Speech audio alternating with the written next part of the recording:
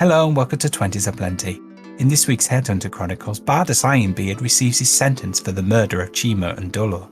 We hope you enjoy today's session. If you do, please remember to like and subscribe, or leave a comment below. We travel and roll, our intentions are good. Maybe. We fight, at times polite. It's DnD.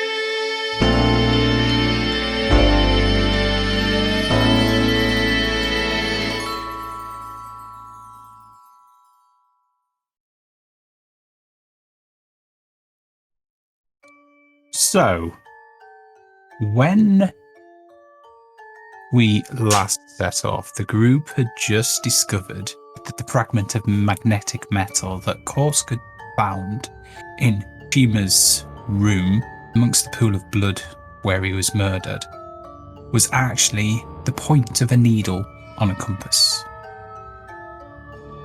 Captain Deeprum had identified it and told them if they found the owner of the compass, they would likely find the murderer. They had asked her if it was okay to search the rooms. She agreed. However, the group didn't really want this to be public knowledge, so they decided that they would try and drug everybody on board. They decided that they would put some of Lucy's mushrooms of chilling into the mash. Amanita also suggested that she should put her chilled out tea into the alcohol. After that, most of the people on board had fallen asleep. There's one or two people walking around looking a bit dazed, but when they reached Bardus Ironbeard's room, they heard noises. The sound of somebody tinkering. Lucy looked through the keyhole and seen Bardus with these big glasses on, working on some sort of contraption on it at his desk. A small empty bottle lay beside him. Lucy knocked on the door. When Varric told him they were investigating the murder, Bardus played on, claiming that he'd not really seen anybody. He'd been busy either puking over the side of the boat or sat on the privy for most of the time. He felt they were better today, but up to that point he hadn't. When he was busy telling the group that he didn't know what had gone on because he was busy shitting his pants, he slipped the bottle into his pocket. Suspicious, Varric asked Bardus if he had a compass. He told him that he did, but he was only given it about an hour ago by Viris, the ship's navigator. He was told that Viris had dropped it out the crow's nest and he didn't have a spare one. So it was an urgent job, but he was already in the middle of doing something for the captain, so he was going to finish that first, then get on with Viris's work. After a cold farewell, Varric called a team meeting, told them about the conversation with Bardus, indicated that it was probably Viris that killed Chima. They decided they would go to the captain with the accusation. At this point, the ship tilted as it hit a sandbank.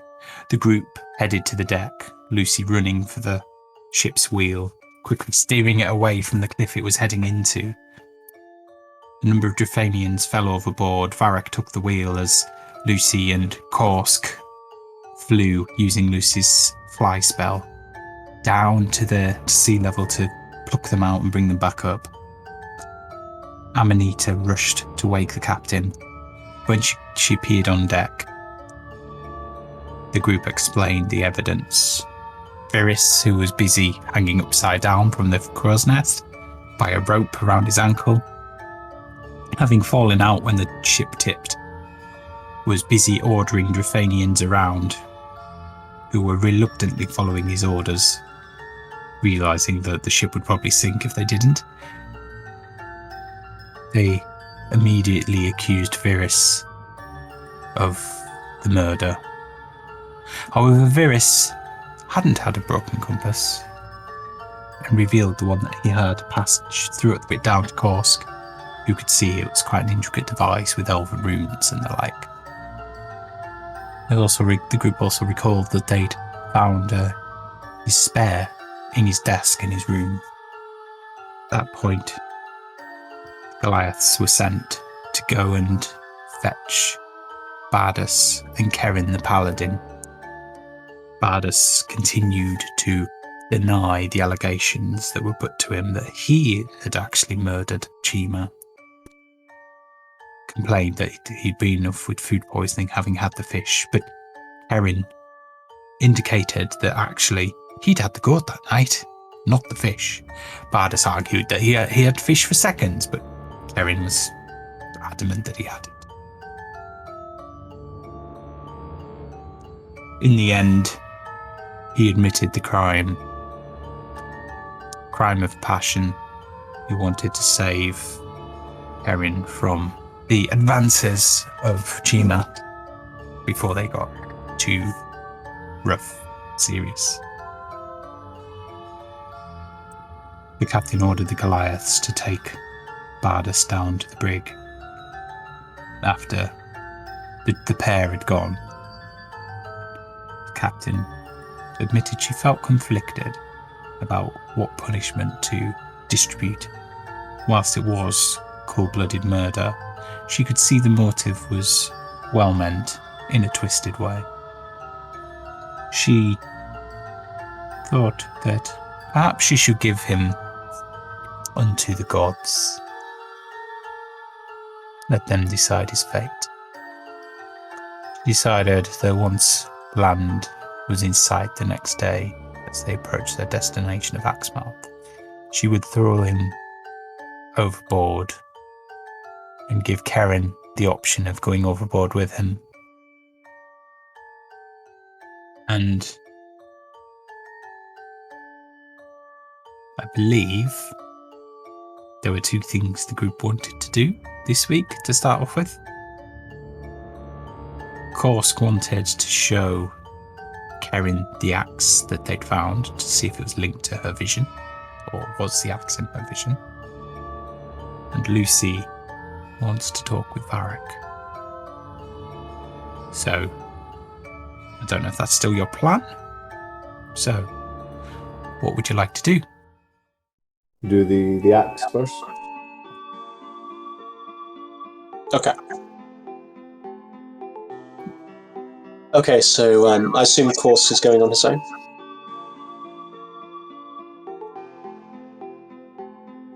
Okay, so are you heading to the axe or are you heading to Keren? Get the axe out first. Yeah. Okay, so you head down to Habibo's room. Habibo at this point is awake. She's in the room. She looks up at him.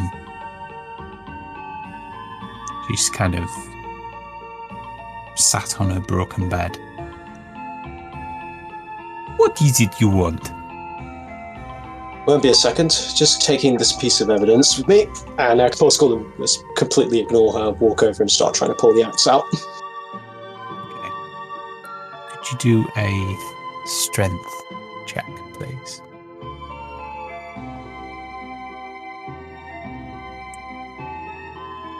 You get to the point where it is sticking out and you pull, it doesn't move. You decide to jump on it, to hang off it to see if you can get it to move. It does not move. What are you doing with Chima's axe? This is his axe. I don't suppose you could give me a hand removing it, could you? It's a bit beyond my size. What do you want to do with it? I'm going to show it to the paladin in the brig. We're trying to understand how it ended up in your cabin. The paladin not in the brig, I will add. She's in her room. Oh, yeah. Why do you want to show it to the paladin? Is this to do with the murder?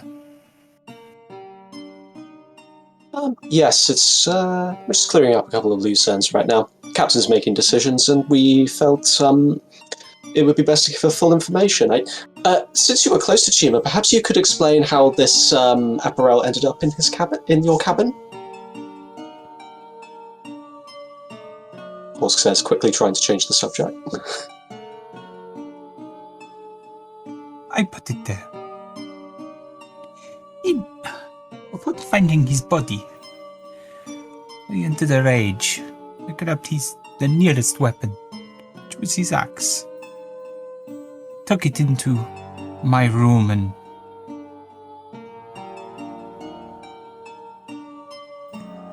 started swinging. That's why this place is in the state it is in now. As you can see, this axe is no evidence. It belongs to the Defenian tribe. I see. It shall be passed to his son. Oh, you won't keep it for yourself as a personal fact? You seemed close. It is not mine by right. Oh well. In that case, I feel like you've cleared things up enough that I can explain to the captain without removing the axe. Not that I can do much about that anyway. And of course, drops from the... Just one moment. Why do you want to show it to the paladin? And why are you only tying up loose ends? Haven't you not got an investigation to get on with? That's exactly what we're trying to do with the loose ends. We're just, we're closing in on the suspect. We just feel that we want to have as much evidence in hand as possible. And you think this paladin is involved somehow? No. She was a witness on deck, I believe.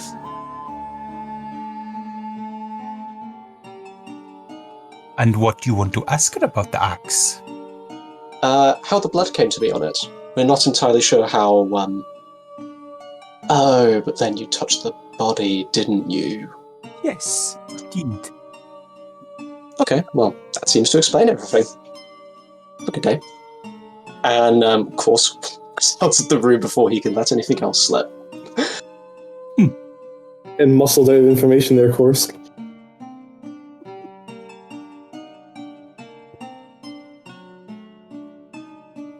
So, what else? Give me a break. Give me a break, Varric. What else would you like to do? That was pretty much everything, I think. Unless, I think as the party we were yet to decide what we're going to do about the paladin and the dwarf when they go over. Because I think there was a suggestion they had something to do with our visit to Axemouth in the future. They could give us a hand, I think is what it was. Well, I think that the paladin has a vision connected to Razdar. He does, yeah. Yep.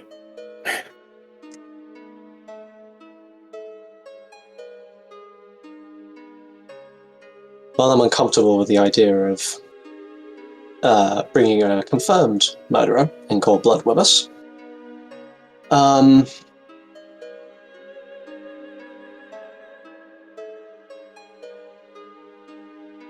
suppose it would be wise to have as many cards in our hand as possible before we attempt to breach Axemouth. I also confess I'm not very comfortable with our paladin friend going over the side and probably drowning. We'll figure it out. If all of us are going over at the same time, it should be fine. So,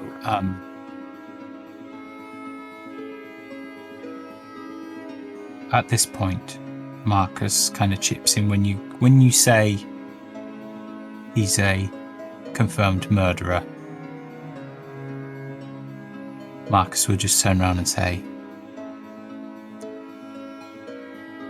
he's only, well, you mean he's a captured murderer?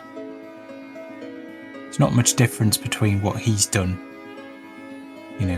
giving somebody who is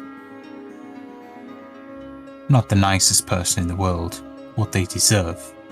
There's not much difference between that and some of the things we've done. If anything, we've probably done way worse. Oh, we have. We absolutely have. I only mention it because I believe he might be a threat to us, given the right circumstances.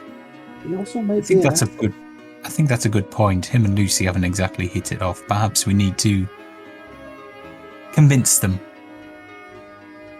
Speaking of, this Got is the. I have an idea for that,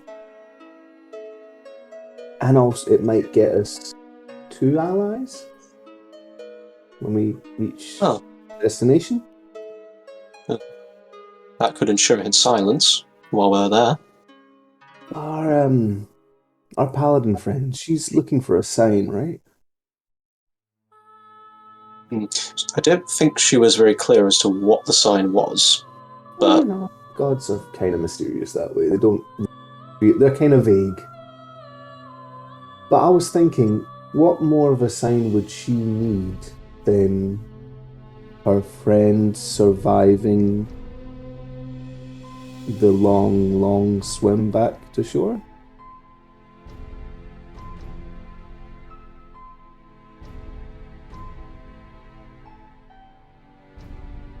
as in by direct or indirect means of assistance. Direct means, but subtle direct means. Like, What do you and think? also, I could give him the ability to breathe underwater for a day. I should give him plenty of time to get back to shore. That would put him in our good graces, and our paladin friend might take that as her sign. I mean, maybe, but we still got to get off the boat as well. So why don't we just? Because she'll probably go overboard with him. But I think that's her intention. We could convince her not to do that. We could convince her that the sign she's looking for could be whether he survives or not. I mean, I guess, but it's kind of pushing the boundary a bit, I do believe. Good work, though. Can the water breathing be applied to more than one person? I believe it's just one. I can breathe underwater anyway, but I believe that one... I can cast it once. Let me see. Because even if we do this subtly, there's still the problem 2 people in addition to ourselves who need to be transported to shore. Oh, Yeah. 10 willing. I can give 10 people the ability to breathe underwater. So we just all do that, drop like stones to the bottom, and then walk our way out, like you suggested. But then it's how do we convince the paladin to also maybe help us out? Well, she'll be going over with him. So if we say we got your back, but do it subtly, cast a spell on them, we all go overboard. How do we do that? Well, here's my thinking, right? So the captain knows that we're on a secret mission to Axemouth, right? So why don't we say that we'll be getting off early and kind of we'll disappear off the boat anyway. She knows that we're doing something sneaky, so perhaps that might be the way to do it. Just be honest and be like, yeah, we gotta go. See ya, and bail. Okay. The captain seems like a woman of her word as well, so. I'm still fonder of Amanisa's suggestion. If a storm whips up too, that could contribute to the idea of divine intervention. Mm-hmm. To be fair, the god of the storm's not in our good graces at the moment. He is not, no.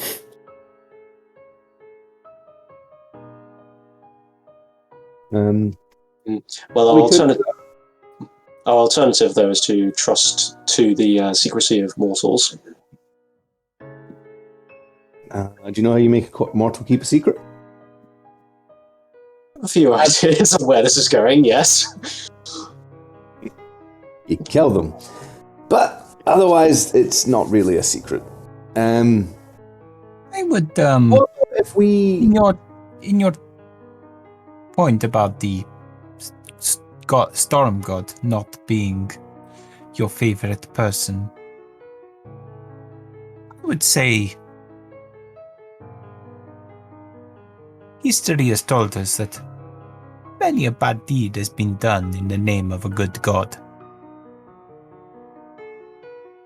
Perhaps this is the case here.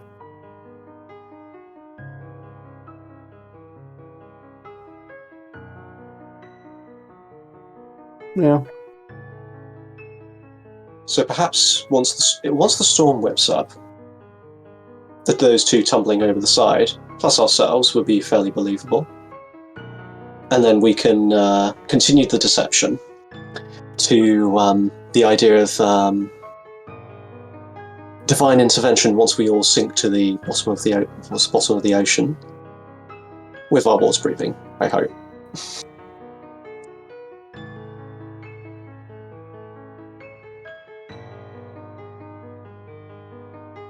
It means I can cast it on all 8 of us, and there's 2 spare. So, I don't see why it wouldn't work. I imagine it will require strict timing.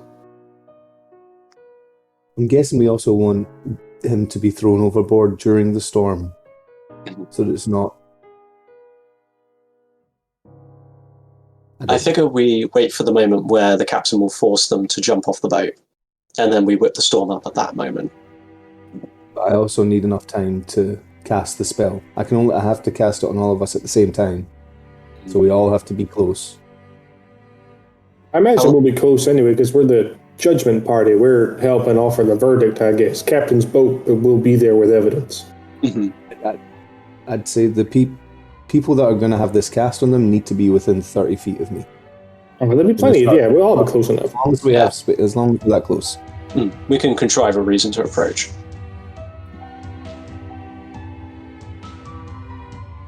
I mean, Wayne, how big is the boat like across anyway?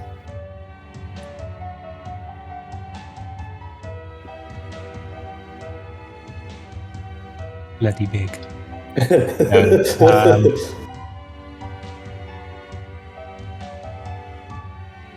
I would imagine it if you've seen Pirates of the Caribbean. It's probably a similar size to the Black Pearl. Yeah, but like across, like width-wise. Yeah, similar. So, what? 20, 30 yards, something like that.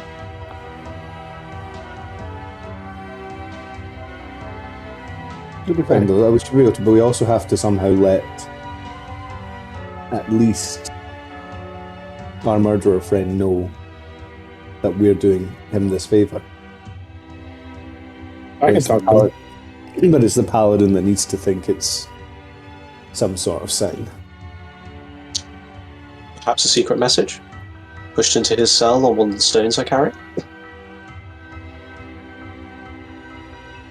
Also, maybe some sort of agreement from him that he will help us if we help him. Might be harder to procure. I mean, I could just go talk to him and just... Here's the deal. It's a little less subtle, but if he's going to be helping us anyway, better that he knows who he's dealing with. Fair point. Yes. Yeah.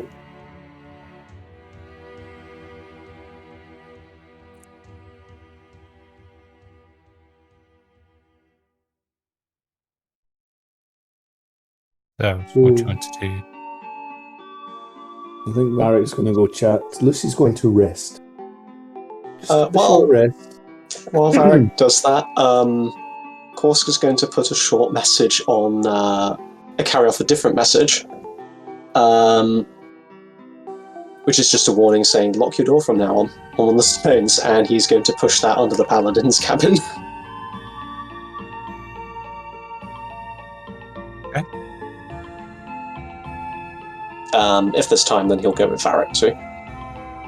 I'll wait for course. Yeah, no, please. So, who's heading down to see him? Just the two of you. What's Amanita doing, Jess? She'll be with Lucy, but at the moment it's like her hat's on the floor and she's poking her head out of her hat and pushing all this mash out. Does Amanita still think that Lucy is a vampire? Yes. Does Amanita still think that Amanita's still a vampire? She's unsure at the moment. She thinks she's a vampire that can walk in sunlight. At one point, Lucy will just turn to Amanita and go, then go for a short rest. Shall I just dive back into the hiding her head? Cool. So, Corsican Barrack. You head down to the bottom deck. There are probably 15, 20 Goliaths along the passageway to Bardas's cell. They kind of recognize you as the detectives and let you pass. Is Boss Goliath there? I can't remember his name. No, He's not there. Argon's not there now. Argon, there we are. Argon. What's the layout as well? So, like, is it like a big, just like a giant open room essentially? So it's a big corridor. It's a corridor that's about 6 foot wide, and there are numerous doors either way, and then eventually they turn into like cell doors. Mm-hmm. And outside each cell door there is one Goliath. And across the kind of entrance to that area there are a few, 3 or 4 Goliaths. So you there's potentially quite a few people to get you before there. Bardas is in a cell. There is a torch in the corridor providing light. He has been stripped down to his underwear. And he looks quite bruised as well.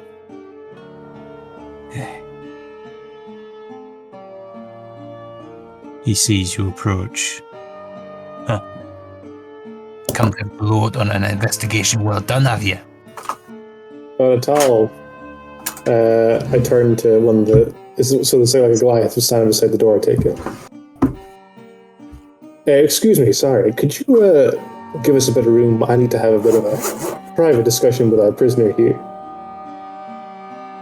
He looks at you puzzled for a moment.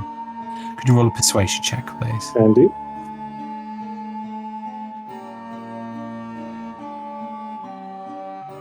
He kind of grunts at you, goes, and then walks off.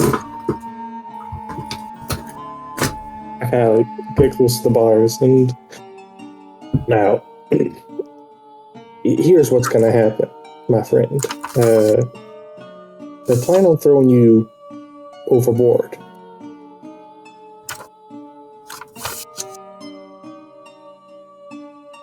This much annual. Right? How good you swimming?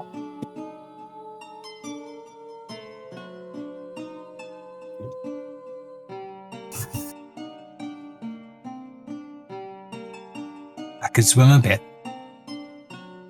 Not great though. Right. Like I like beckon him to come close to the bar, or as close as he can anyway.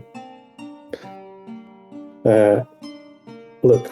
He's connected with manacles and chains. Listen. We are planning on getting off this ship. And if you want it, we could help you out, get you across. In return, you help us out while we're in Axemouth. We'll get you there.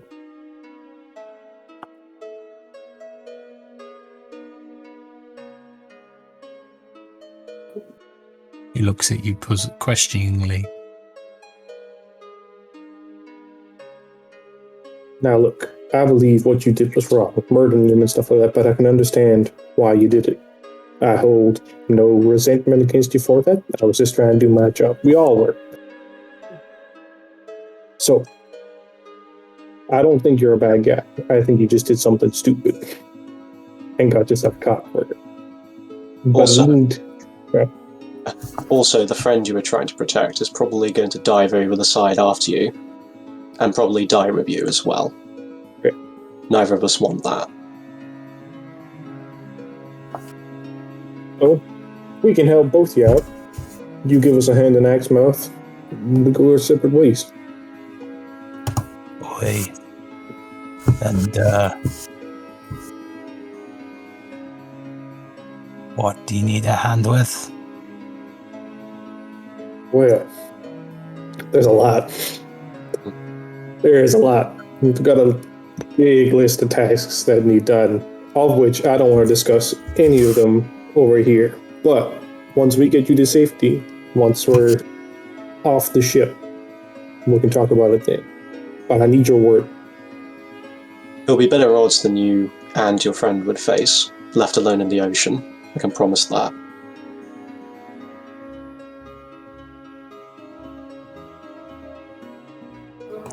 The ground, thinking for a moment. And then gives you a silent nod. Yeah.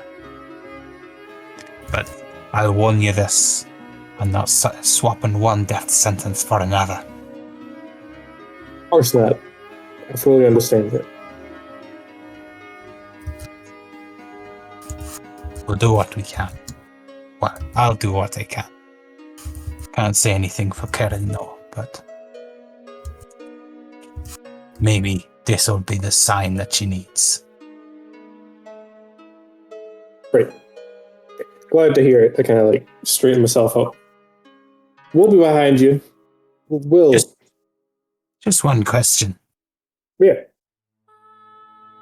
You see it getting off the boat. Will people not question why you've jumped ship? Oh, yeah. We have a little surprise prepared along those lines. You'll know it when you see it.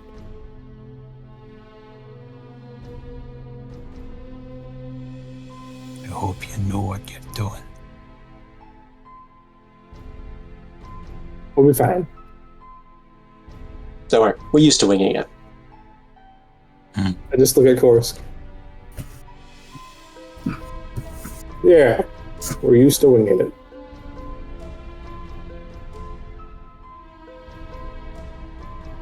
Very well. So be it. You just tell that red guy of yours to stay out of my way. Well, I'll do our best, but we are going to be working together, so I'll need you to compromise a bit on the hostilities. I'll do my best to talk to him, but I'll need your word as well that you'll do your best too.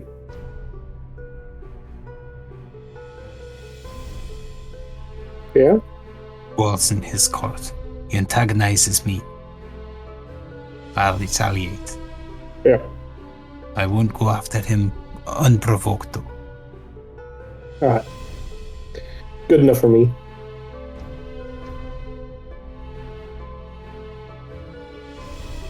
So I think that's our business concluded.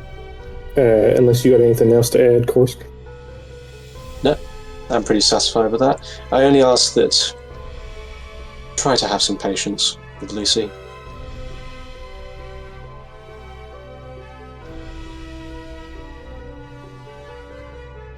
He may be quick to jump into action, but he's a decent fellow. For the most part.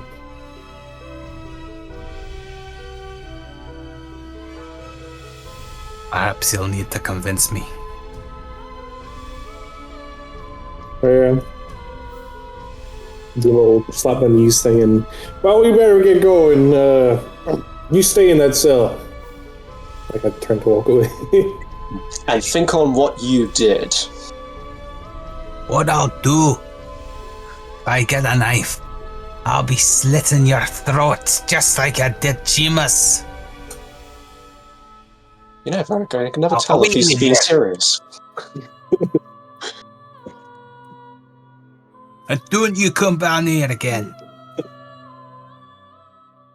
Turn to one of the glass. Wow, he is something else. Ooh, quite a fellow.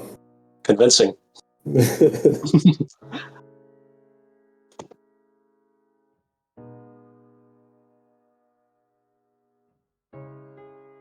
Yeah, we walk back out of the brig then.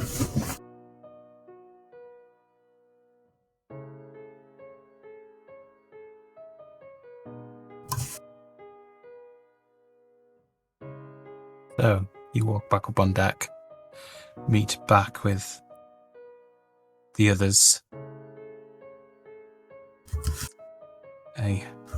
Which is Marcus, Lucy, Cleo, and a hat with a pile of mash trailing behind it. I assume they're in the room, like in one of the rooms and stuff. Find them by following the trail of mash.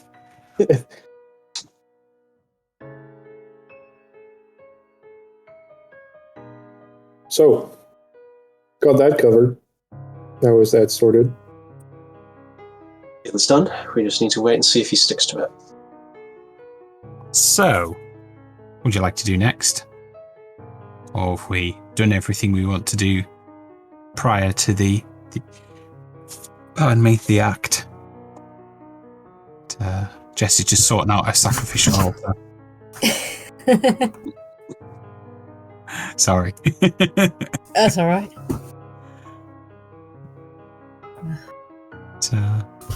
So, is there anything anybody would like to do, or we?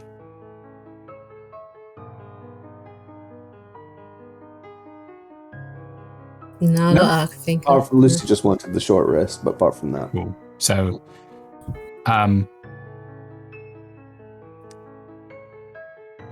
would assume you spend the evening. There's a meal. You just have a good night's sleep. Does that recover spell slots? Yeah, let's assume it's a long rest. So you find yourselves heading through this bay here early in the morning. Robert, sorry? And this bay here below Hatstown.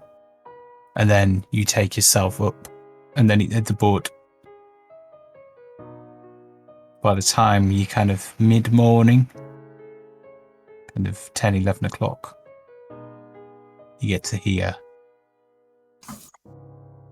And the Goliaths begin to gather on deck. A whistle rings out. The Drafanians are summoned to the deck.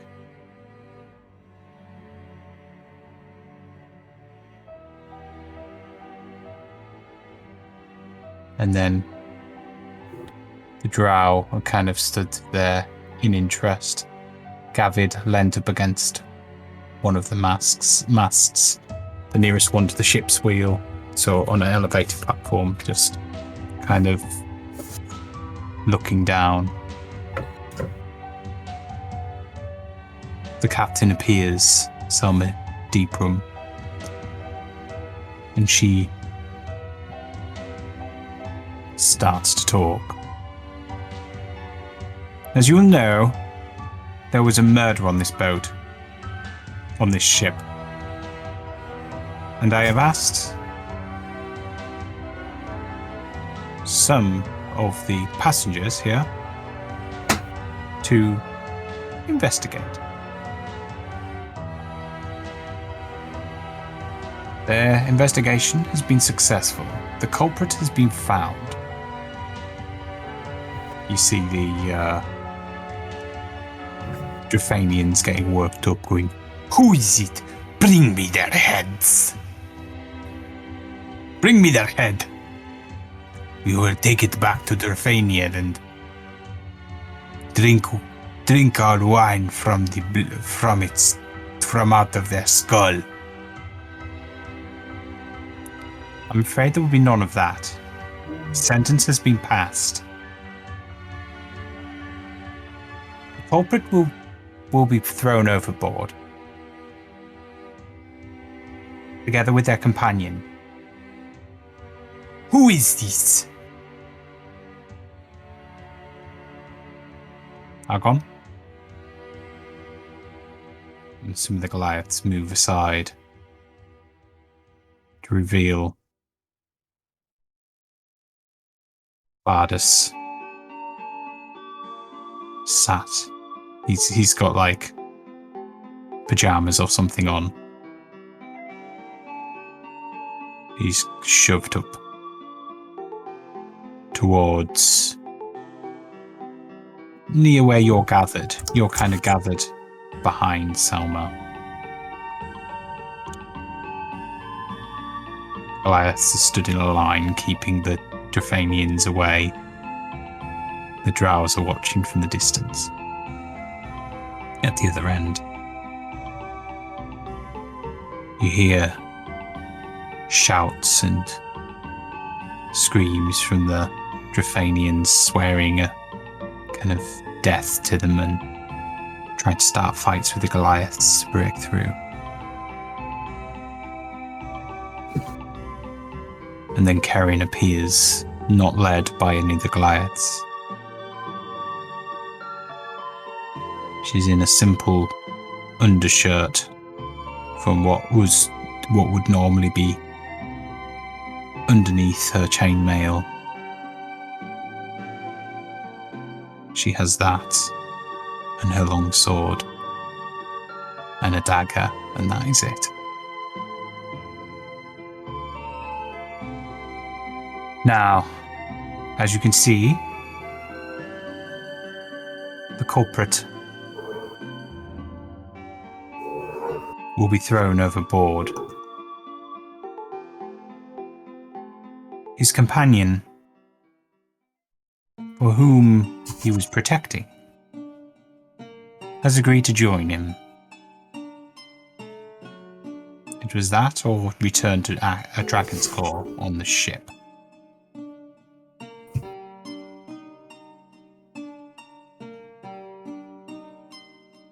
Now, before you plunge to your deaths, you have any last requests? Any last comments?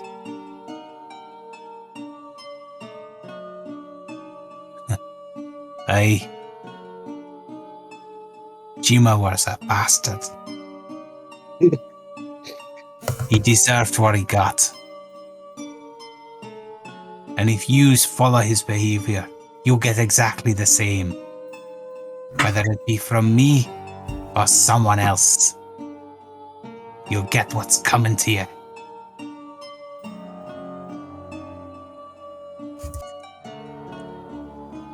For which he's then bundled towards the ship, to the edge of the ship. While that's happening, Lucy will herd our group so that those two are within 30 feet of us. On seeing you move towards him, he looks at Varric, nods slightly, and then runs for Lucy, grabs hold of him, and bundles him over the side. Jesus Christ. Lucy casts Fly, picks him up. Like, no. Puts him back on the ship. We're next to his pal.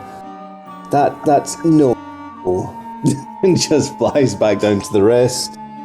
And then while he's sort of dusting himself off with his back turned, he'll cast Thaumaturgy twice.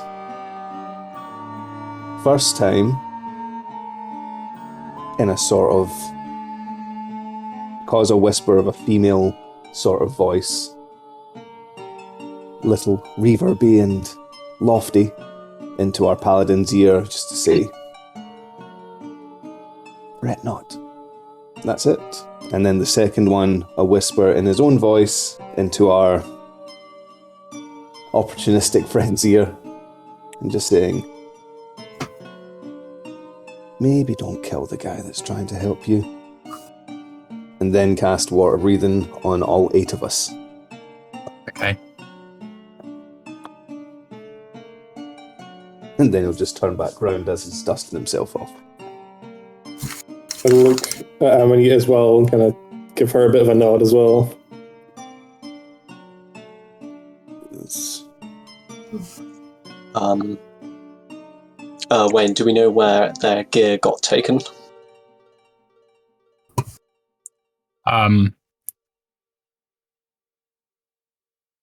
It wasn't part of the deal.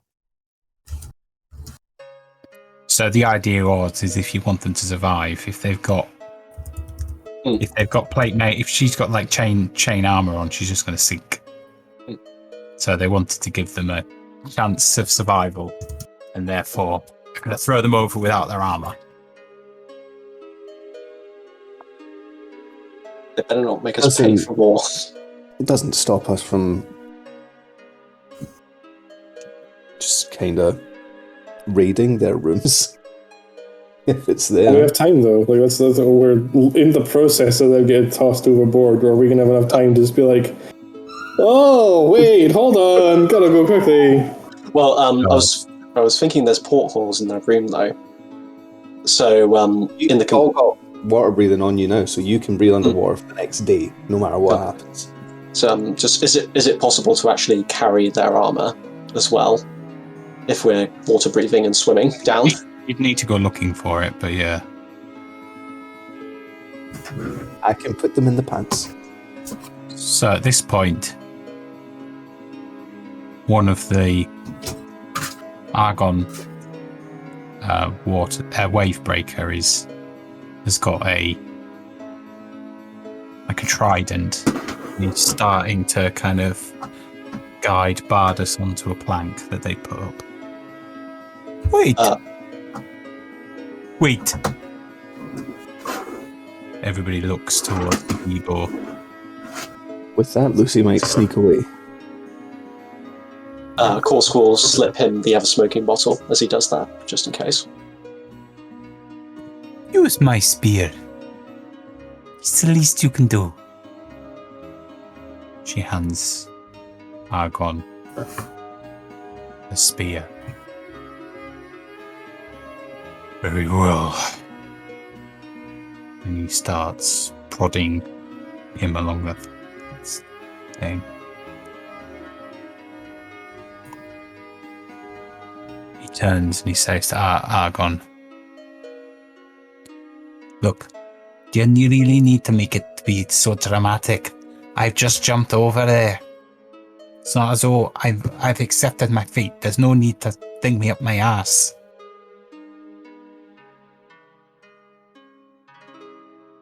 Oof. You prod me with that thing one more time and I'll stick it down your throat, you bastard. He's like, and he just kind of flips it to the blunt end and then just shoves him off with it. Halfway along the plank, he falls into the water. Oh, well, that was unorthodox. Karen, when you're ready. She just kind of runs and takes a dive off.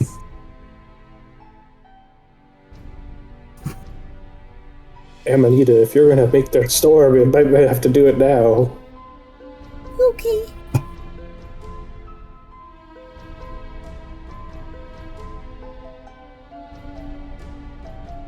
So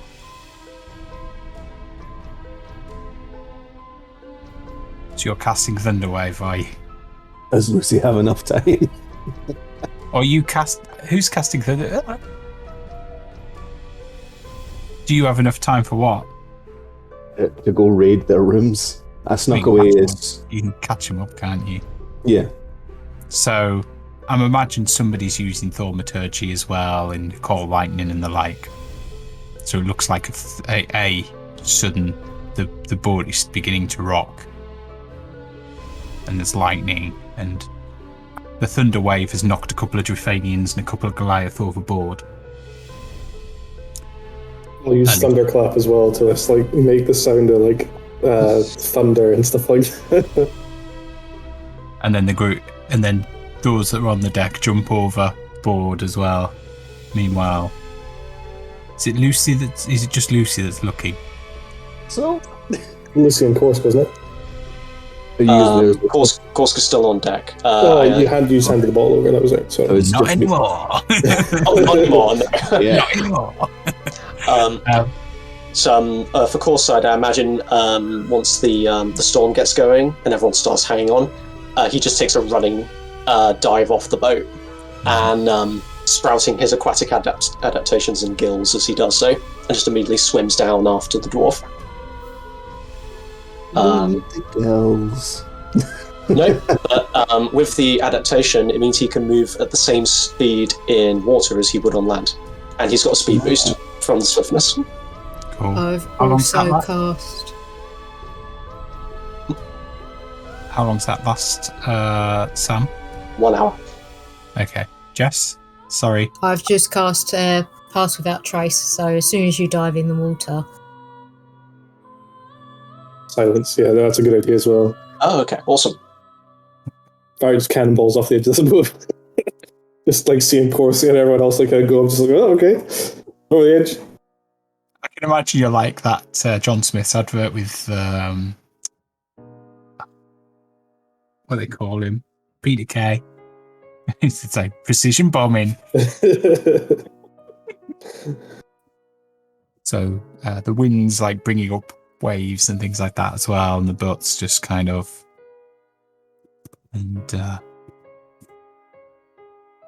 Erin jumps overboard as well. Lucy, Yeah. where are you going? Whichever one of their rooms is nearest first. Okay, so let's say Karen. Looking for their gear and armor. Pretty much anything they've left behind that looks useful to them. So you'll note her room is empty. Oh no. I'll check his room. His room is empty. Oh, do they have an armory on this ship? They will have. Pulls a cannon and stuffs it in the pants. Lucy's going to Well, run to the armory, see if they've got the stuff down there that I can Okay. recognize as theirs. You get to what you think is the armory. The door is locked. I'm going to try and open it. I've got thieves' tools, just not proficient. Okay. So do a sleight of hand check. I'm gonna quickly, as I'm in the water, kind of like underwater talking to Lucy. I'm like, Lucy, we forgot to grab that barrel of explosive powder. It's all falling apart. You're kind of outside. You can see the door's chained, and you're trying to kind of undo the padlock or whatever it is, and you just cannot. You just your thieves' tool just bending inside. And you just Chain, can I try and melt the chain? Or do you know what? Yeah, try and melt the chain. Okay, what spell are you using? I'm not using fireball. A lot of firebolts. Okay. It's like the door is wood, it should break down. Oh yeah. Eldritch blast the door. Okay, you will blast the door. Make an attack roll. 16 and a 9. Okay. I was going to say if that missed. The 16 blasts the wood to smithereens. You realise the door's reinforced with the metal frame, and you just can't fit through the bars. You can see their equipment in two crates, though. Can I try and melt the bars with firebolt? Okay. I'm trying to get it as quick as I can. This is not going well.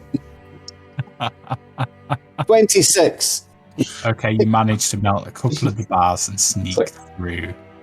I like how this part of the plan is going extremely well, but everything after it is going to be a clusterfuck. So all of their stuff that I can see, I want to stuff into the pants as quickly as possible. Okay. Was there anything else shiny in that room that looked interesting to me? I mean, most of the I mean, there's a few cannonballs. No. A little bit of gunpowder. No, it's fine. Once I've got their stuff, I need to run and find that barrel and then jump out of a porthole. Okay. What barrel's this, sorry? We talked about it in the last session, I'm pretty sure. We were going to go into the cannon deck and just get a tiny keg of like black powder and put it in the pants. Okay. So that's the gunpowder that's Oh, in the great. armory. I'll take that then. A You small take a barrel hogshead for. of it. Okay, fine. So you take a hogshead of it and stuff it down your pants. Cool. Upon it making contact with your skin, it's a little bit itchy. Seems to have some sort of irritant in it. Cool. So you now got kind of irritated hands and I'm anywhere about else. to jump in the water. I'm about to jump in the water. I'm fine with that. So you then, I'm assuming, find a room with a porthole and jump out the porthole.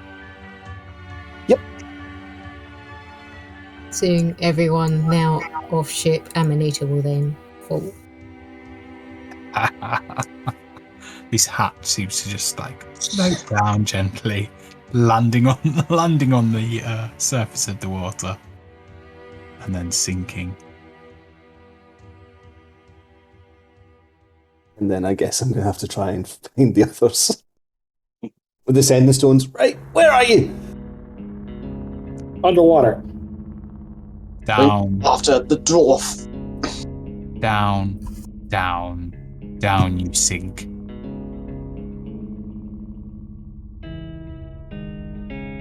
Down to the depths. You see schools of fish just kind of pass you by. The light begins to fade as you move 400 meters down. Casting light on my stuff as I'm falling down, just... And I see that. You can. Right. Head towards it. Yeah. Head towards the light.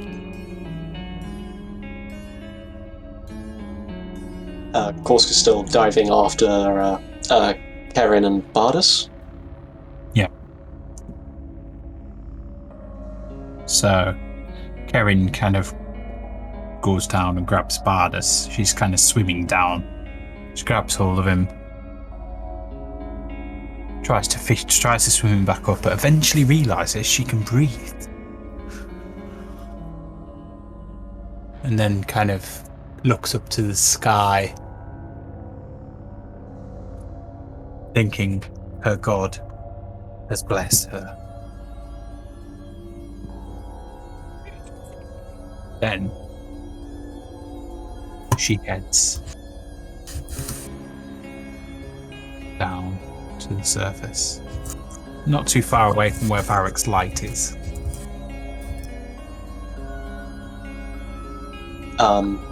They don't have sending stones, so if Korsk catches up with them, he'll kind of just try to signal them to come with him. She looks at him, and he nods. You all move towards Varric's light.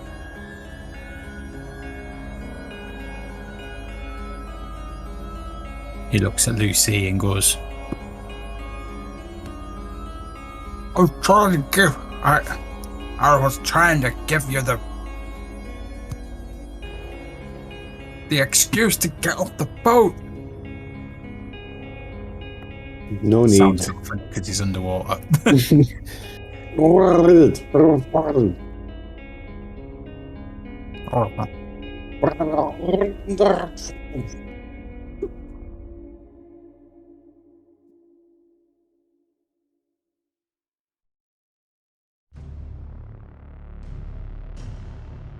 Happy for course, as he's doing the laps. Korsk does like a corkscrew spin as he passes Varric. You're like, this is what it's like being a newt. So you'll just pick up with, so, what will this man?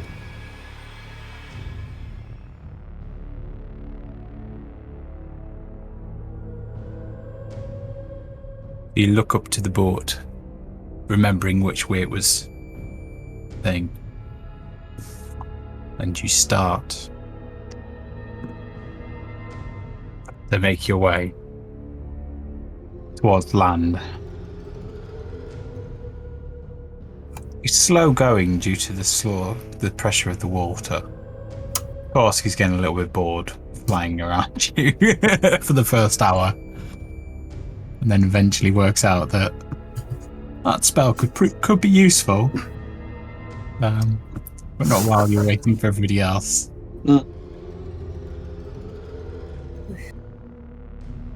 You see shallow water sharks and stuff floating around overhead as you gradually make your way uphill.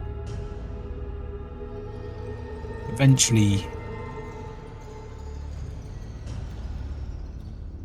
you can find yourselves almost fighting against a current. Current on the way back out to sea.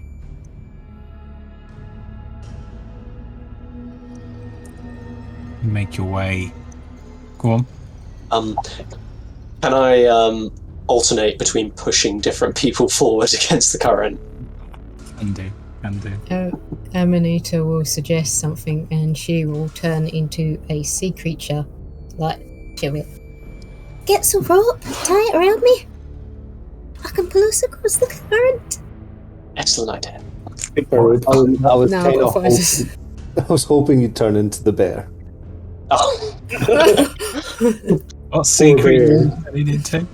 Well, you can still. I'll have to look, but if you want me to turn into a bear. I mean, it's possible. Polar bears swim. A bear shark. Actually, polar. But yeah, if Course doubles down with that as well on himself, then we could make a bit more progress. Okay. So by this point, you've been in the out. It's probably mid-afternoon by the time you're making your way up. You're finding the water is getting shallower. You're now within 100 meters of the surface. You can see the light. There's vegetation growing around you, odd bits of coral. The water is getting warmer as you can feel the sun's heat.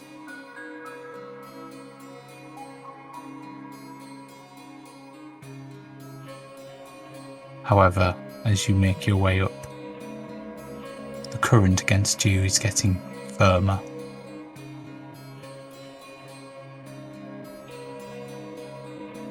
And you can still push against it, but progress is slow at this point.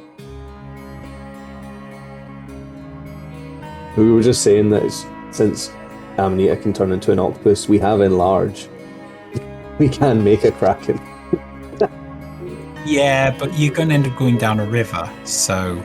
Oh no, this is for another time. It would have been fun to mess with the captain. We'll do that another time. Oh. You never know, you might come across her again.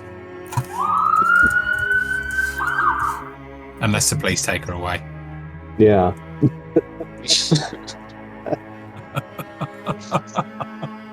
like, oh no, There the we go. Romanians have sent in the police after him. Well, damn, emergency services response time is really good down here. Well, we were wondering, how does fly work underwater?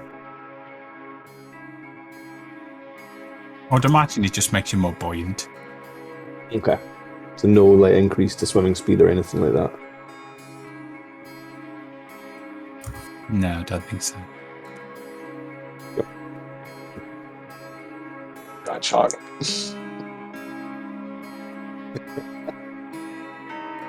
Yes, that's actually well. That's a really good form, actually. Yeah.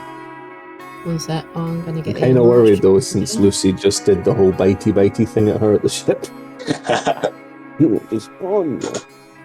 You're now a giant shark. That, or I can be.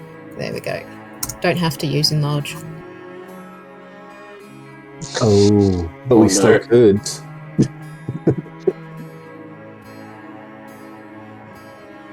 What would you prefer me to be? I'll leave it up to you. Lucy has his answer, but that's for purely superficial reasons. He would love the Kraken. So They're you've both already pretty scary. So I will add, you've already seen sharks above you. That's fair. So you know there is sharks in the water already. You haven't seen anything octopus-like yet. We'll go shark then.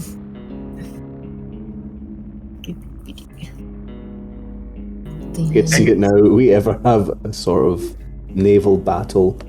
We go, Amanita, go get him! Shark attack! Just get it to fly up, change a form, cast enlarge, and drop down as the massive Kraken. Oh, gosh. That or a whale. Huge, gigantic whale. You could make a Sharknado. Oh no. Oh. Darren, find a way.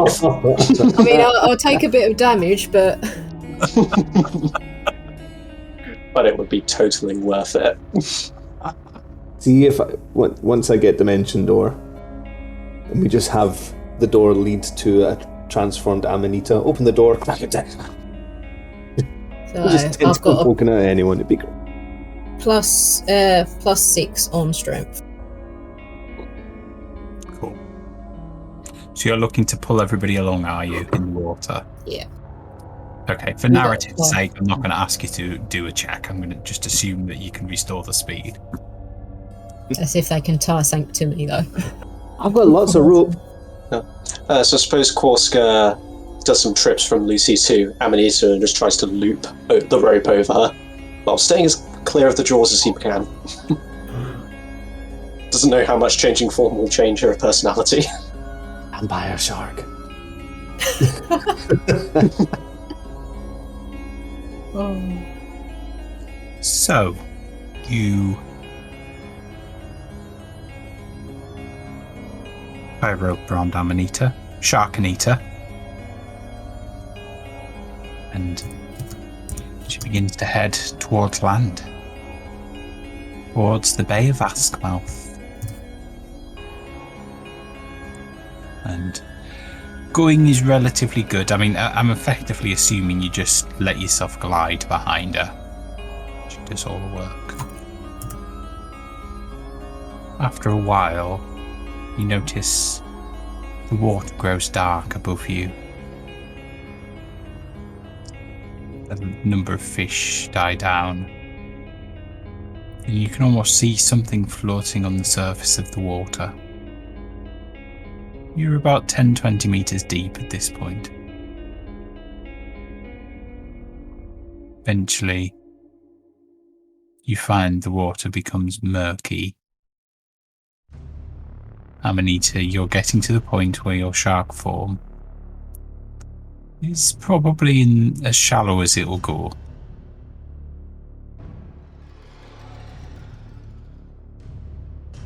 Okay. She'll eventually turn back, but obviously during this time she was pulling everyone along, she would have maybe ate a few fish in the meantime. Cool. Doing the whole head shaking. You and as you did it, there was a particular big fish as you did it. There was like a little bit of shark's blood, and then you find this frenzy of other meat-eating fish around you start kind of trying to eat chunks that you kind of dropped. A bit like pigeons when you're eating a Greg's.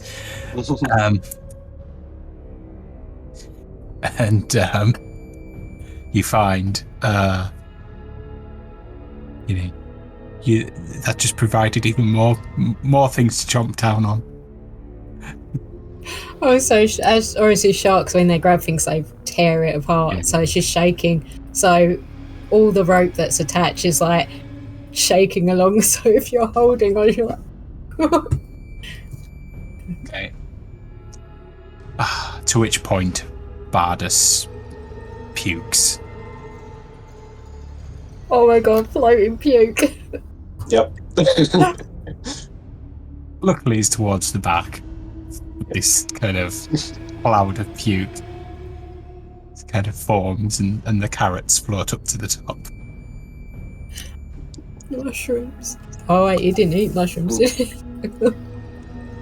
You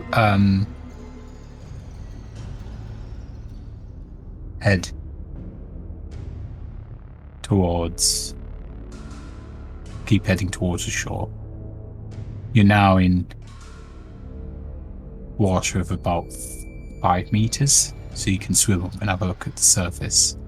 The water itself is now just really murky, full of some sort of pollution.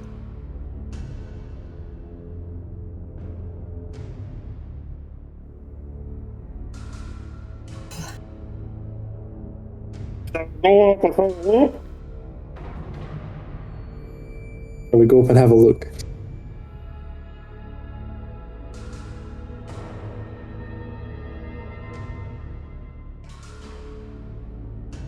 I think everybody else is keeping their mouth shut. Sorry, I spaced for a minute. Oh, Amanita will be back in her normal form and she's like, oh, it's stuck in her tooth. So you head up to the surface, Barak, and you find the wall. You find yourself having to go up through some sort of like foamy substance. And as you surface and breathe in through your nose for the first time in a while, you notice the distinct smell of sewage. Your eyes clear and you can see turds floating around you. There is a strong current coming down the river towards you. You're at the mouth, almost at the river delta.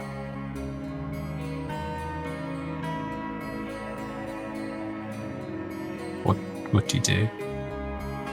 I just try and look for land, ignoring what's around me, trying not to throw up everywhere. So to your right is a cliff of sandstone, and on top of that cliff are large walls, the fortress, the stronghold of, or the fortress within the stronghold of, within the walls of Axemouth. To your left is a sandy beach, a yellow sand beach.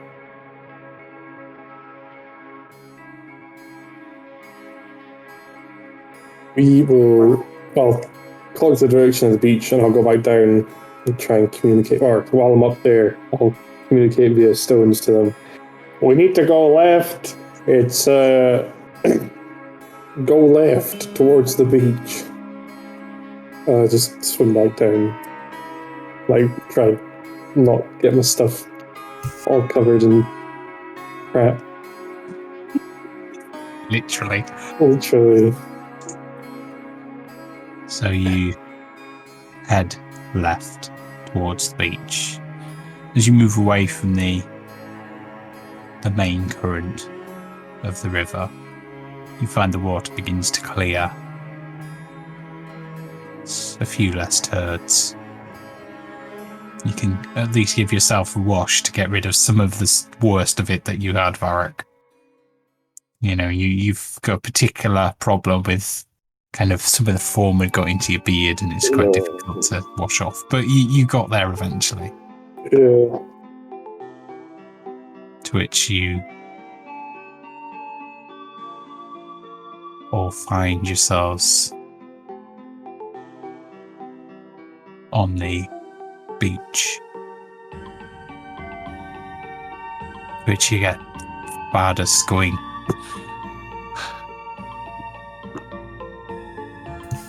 remind me never to do that again. Perhaps accept the death sentence next time, rather than have to walk through people's shit. Yeah. It's kind of gross. Ugh. Lucy's just staring at Varric's beard. Trying to get the image out of his head. Facial dangleberries.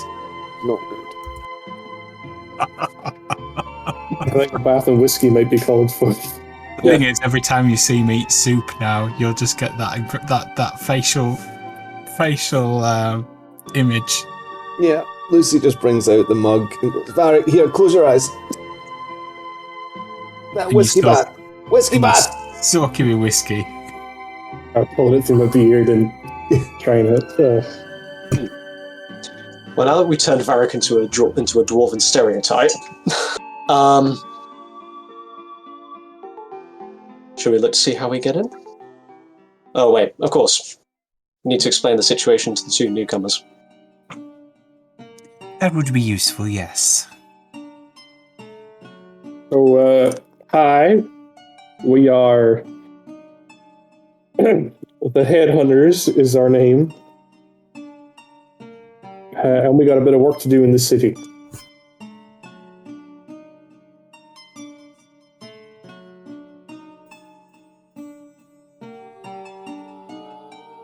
What sort of work?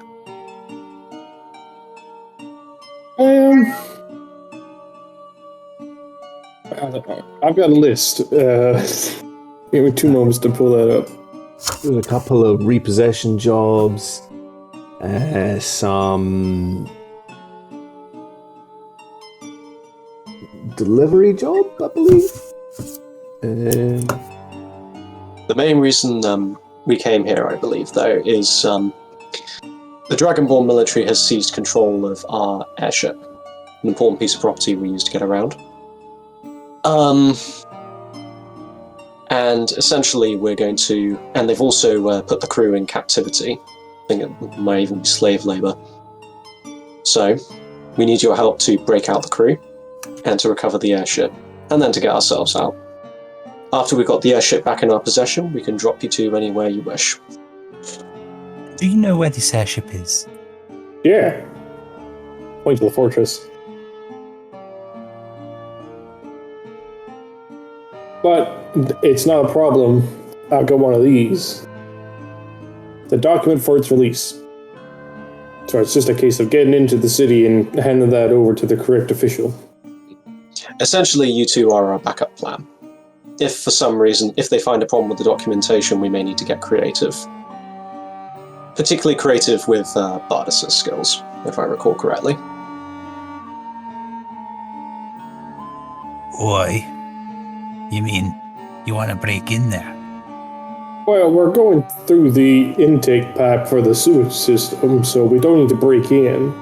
But we've got a couple of other... Whoa. You want to get covered in more shite? No, you don't get shit pulled into the city. That's stupid. It's fresh water from upstream that's injected into the system. Just They're need to out get, there. You Just mean need- water in that, not that sewage then? Yeah, that's what I said. just need to find the right intake pipe. Which won't be hard to tell given the state of shit.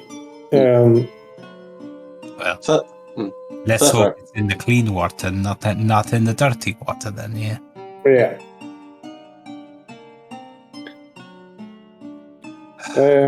So we gotta allow the promotion of Arid Joysa, I think that's how you say his name. We gotta leave the Stronghold Armory unlocked. Leave this bottle in the winery. And then my note of release.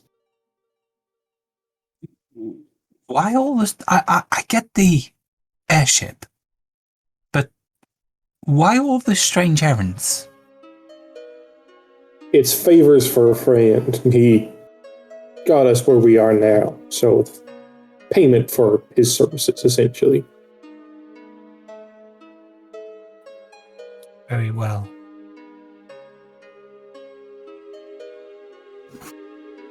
Now, this is a bit of a hush-hush kind of mission, so we all need to work together and keep our story straight. And should be smooth sailing. Well, I...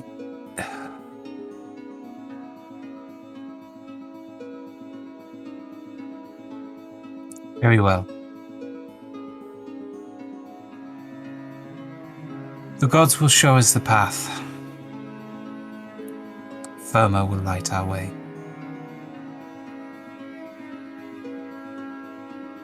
Or Varric, he can make light.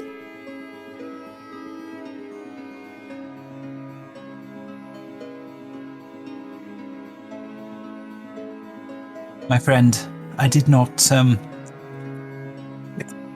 Oh, excuse me. Sorry, you. hopefully that wasn't too loud and deafen everybody.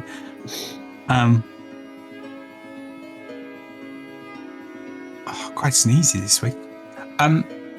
Excuse... I'm sorry, my friend. I think you misunderstand. I mean, a metaphorical path. Well, perhaps you aren't familiar with our gods. You see, one of true faith such as I. The true faith now. We're committed to allowing our gods to show us the way.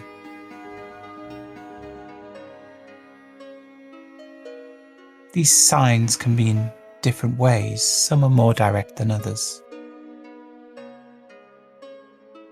I believe Firmo has indicated yours is the path to follow. Until she indicates otherwise, you have my sword.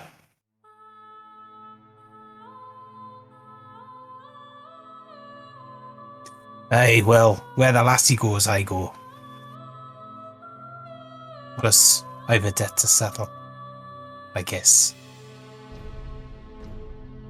Whilst it was a long walk, and the water pressure did hell for me sinuses. You got us out of there safe. Let's just hope we don't trip over the Jafanians on the way.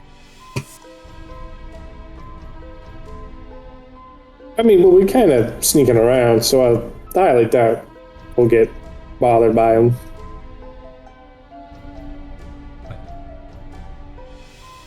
We'll see.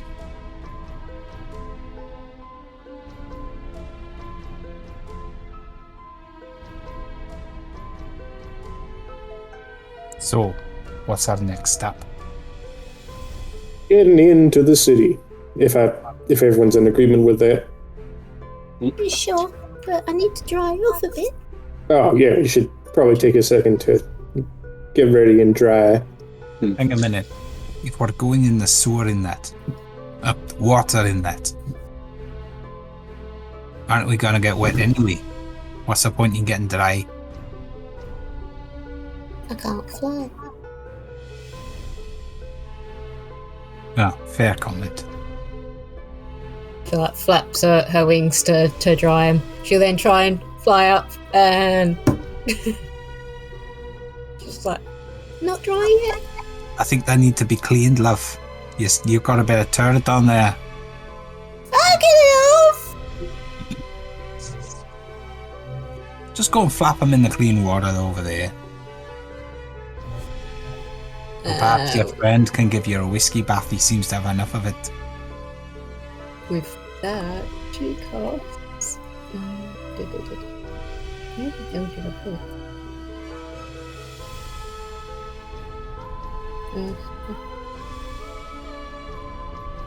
I'll say while we're waiting as well, Course takes out the Axemouth book, the book on the Axemouth irrigation system, and just gives it one last study.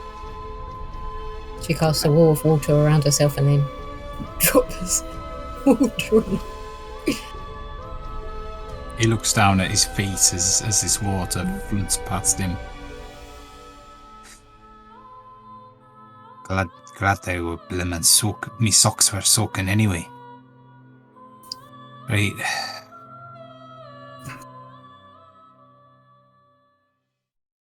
Oh, Lucy. I kind of lean over to him. Yep. Their kit. Did you grab it? Maybe. Probably give it to them. We might need their help with it. Alright. Starts digging into the bag and taking out all their gear. They start donning it. Takes them a while. They also change into drier clothes to enable that to happen. Dry themselves off properly. Do you guys want a campfire to dry out, or is that too conspicuous? I would suggest not at this point. Maybe if we go to the other side of a sand dune or something. It's desert this side of the river anyway. I don't really have any spare clothes to get changed into. I'll just have to dry off like this. Well, plenty of bed sheets. We can make you a toga. We went and bought a whole bunch of outfits, remember, guys? Come on. Oh yeah, the barbarian outfit. So we're going for an irrigation system. Then we're going to walk in a military district, dressed as I can't recall. It was a cavalier, a pirate. What was everyone else's? Getting very excited. Barbarian. Just in the corner of your eye, all you see is Jester.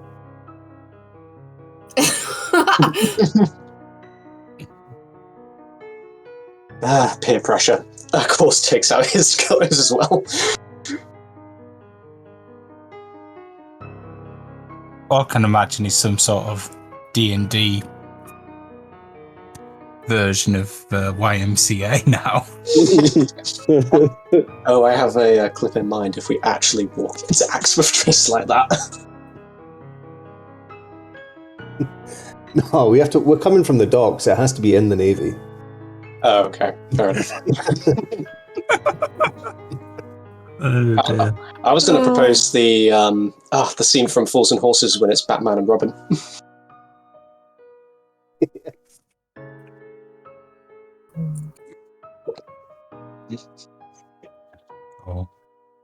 Oh, that just reminds me of something else in my family. But cool. Anyway, so what are we doing? Are we resting for a bit, or are we heading straight out? I could do with like a short rest. Yeah, I think that's what we were doing in RP as well. Okay, so assume you've had a short rest.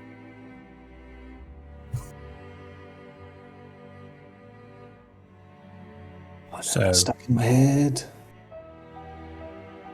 What, in the Navy? In the navy. It's stuck in my head. So I'm assuming you're going to set off.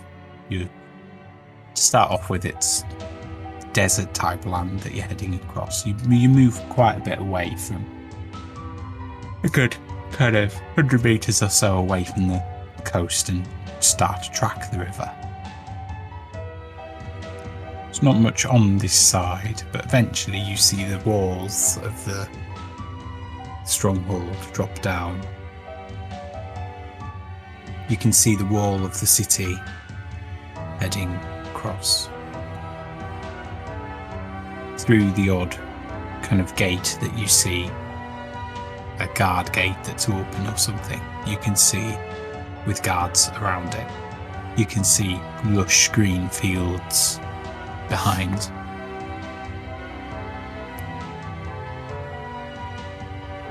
Could you do I'll do a perception check on this.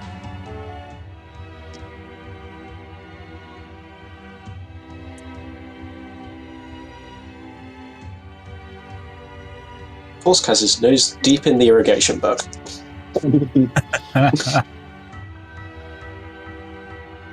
So So, should we do one for Marcus as well? yeah, you should do one for Marcus as well. Oh, I'll go get his sheet up. The 3 NPCs I rolled manually, and they were all poor rolls.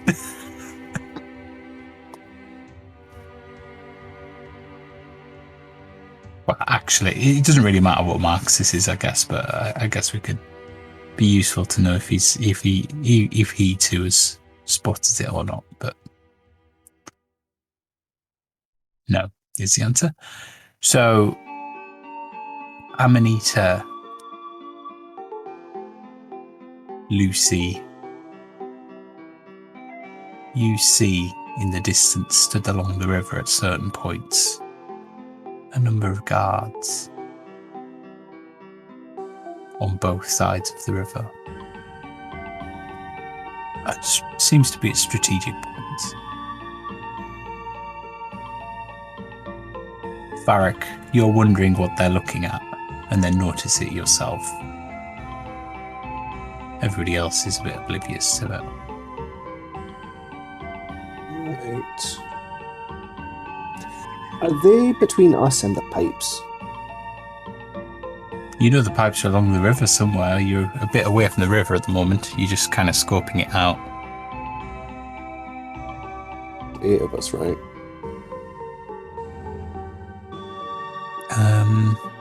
I can turn 6 of us invisible and then have no spell slots. So there's 5. So yeah, 5 plus 3, 18.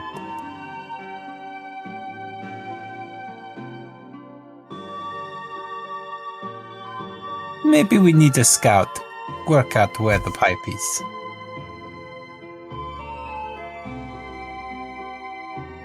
Artist, are you any good at sneaking around?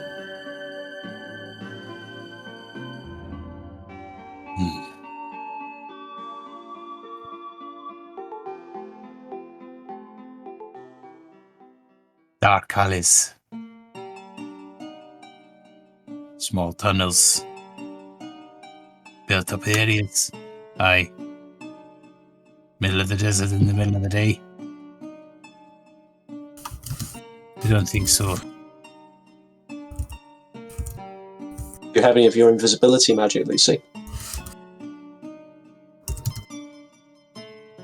Sorry, say again?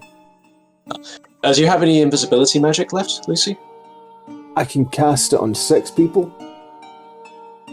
Then I would have no spell slots left. But just one in this case, to give Bardus some cover as he gets closer and to check it out for us. yeah, I can cast it on him and 2 other people.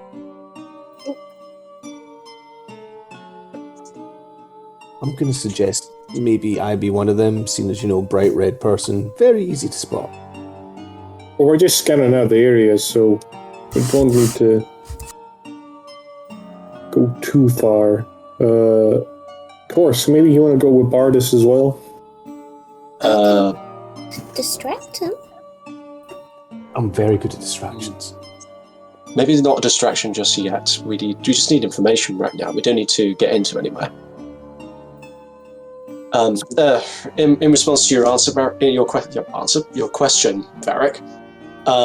Yeah, sure, I can go with Bardus. Just make sure this doesn't get wet or full of sand, would you? Yep.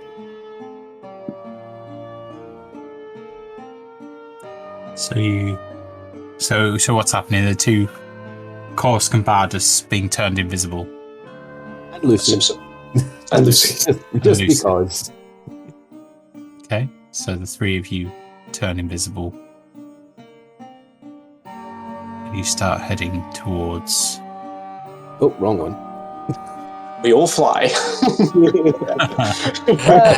you start heading towards the river. You can see there's 2 or 3 guards at strategic points by where the wall is. You don't see any evidence of a pipe there. The river itself still looks a bit brown at that point. Can Korska recall the designs he was seeing in the book? Did they mention at roughly what points on the river the pipes would be? They mentioned locations by name. You're not familiar with the geography, though. Yeah. So you head probably a mile upriver, and eventually, where there was 2 or 3 guards, it ends up being 1 or 2.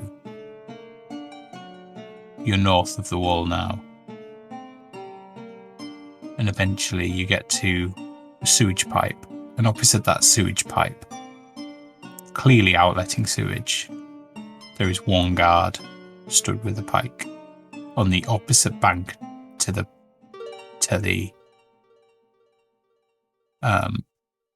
pipe.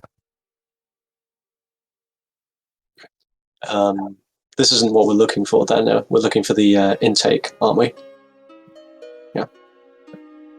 A few hundred meters further up, you spot another pipe. That pipe is guarded by a single guard again on the opposite bank, on the same bank as you. That pipe also has a grill across it. Bars. Well, this one guy on his own shouldn't be too much of a problem. I mean, I could distract him while you get the bars off. How long can you do that for, Amanita? Quite a few minutes, I guess. Yeah, that's enough time to get the bars off. What do you have in mind? She's gonna start walking over. Is this through the stones you were talking? Yeah. With that, she's like, tears like starting to come down her face like proper sad, and she's like like as if she's sobbing. She's looking up at this guard. It's like, hello, sweet mommy. Sorry.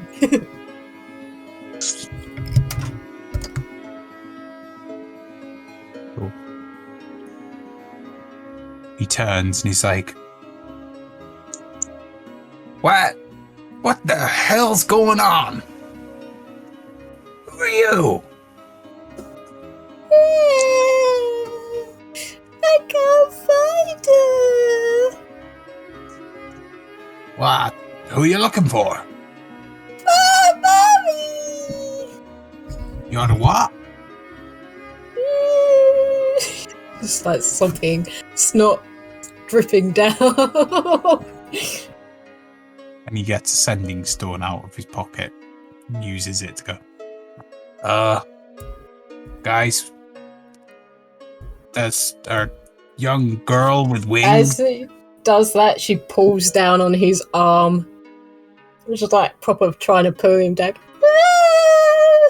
She seems quite distressed. She's lost somebody. Not sure who though. Stay on your post. Stay on your post. Let her deal with her own problems herself. Just send her away from the guard point. Little miss, I'm sorry, I'm under orders. I can't go anywhere. I've got to stay here. I imagine at this point, Korska's turned and whispered to Lucy, let's get over there. So, do we have to get across the river to get where Amanita is? No, she's on the same side. So the pipe is on one side, he's opposite, so we can see the pipe entrance. Oh, okay. So he's on your side of the river. In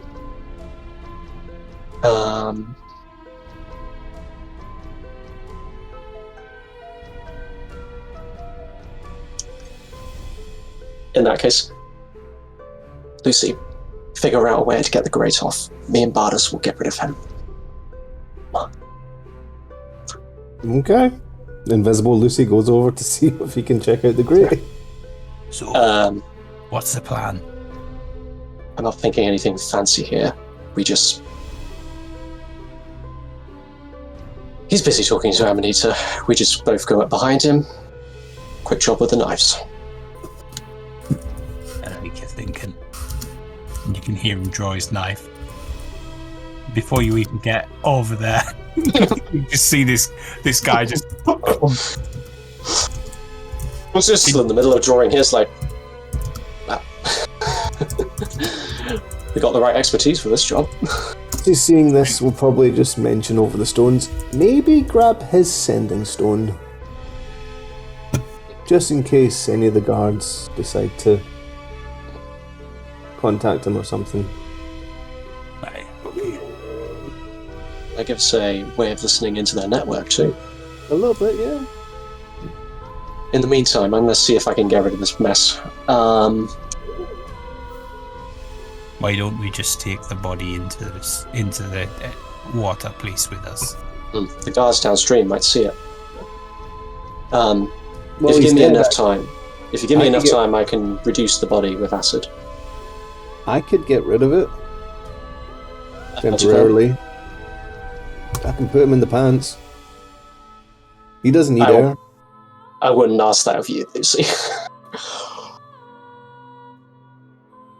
I'll just... okay. Alright. Bardis, help me strip the body.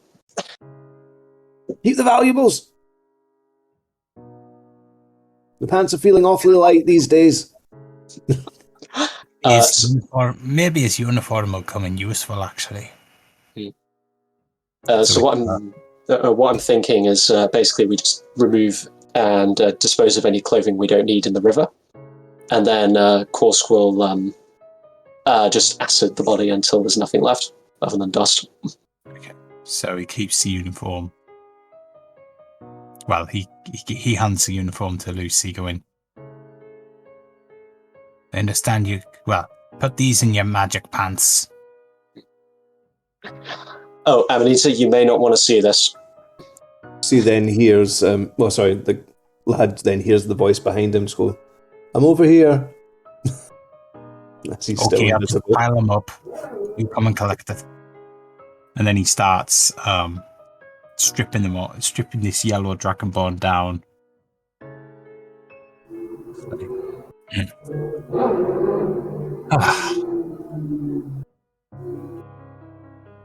Well, what do you know? Apart from the scales are just like us. And a lot bigger. Speak for yourself.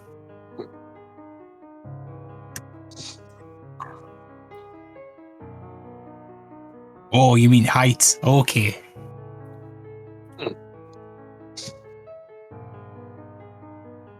So he gets him stripped. All yours, my friend. I don't suggest we put something in the river, though, because there's more guards down that way, and if it flows... I think we just put all his belongings in the pants. Very well. But there's nothing more than a thing, just a little drawing that looks like some sort of child's done. He hands it to Lucy. So, you've got this big grill in front of you as well. Who was sorting the grill? What are you doing with it? Lucy, can we open it, or is it solidly welded, or...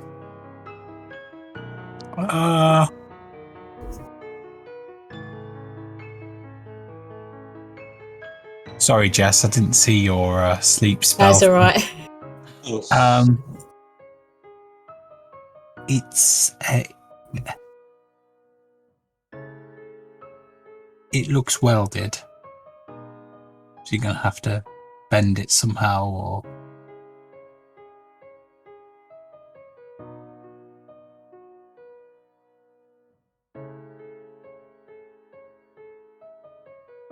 Actually, I have an idea. Where is it? Yeah, the thing. I can make a hole. Well, I can make a window that we could try and crawl through. I would say...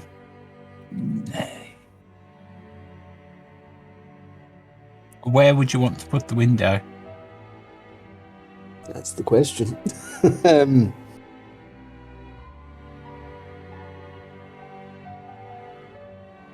Is it Somewhere out of literally view. like a foot of stone pipe with a grill on the end of it, or a metal pipe with a grill on the end of it, I should say.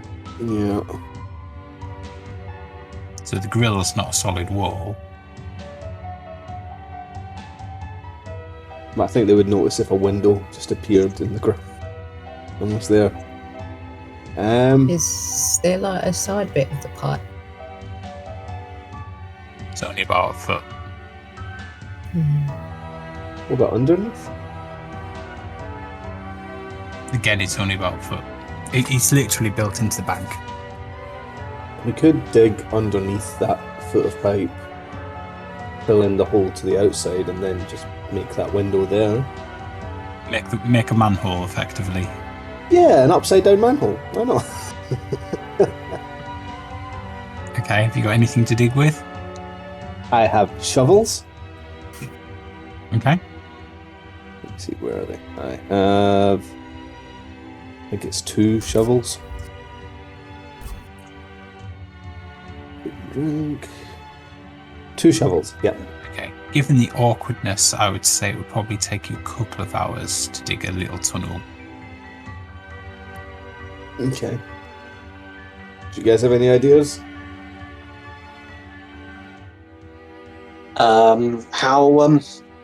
How conspicuous are we allowed to be with this, do you think?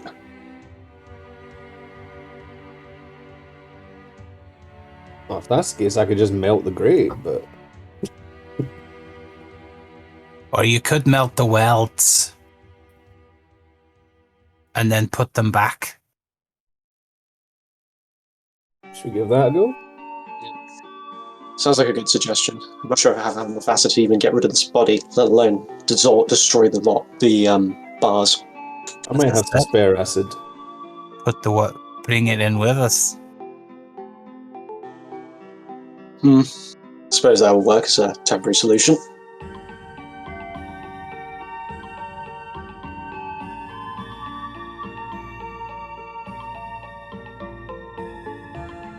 So, how are you melting the welds? You're firebolting it. Yeah. Okay.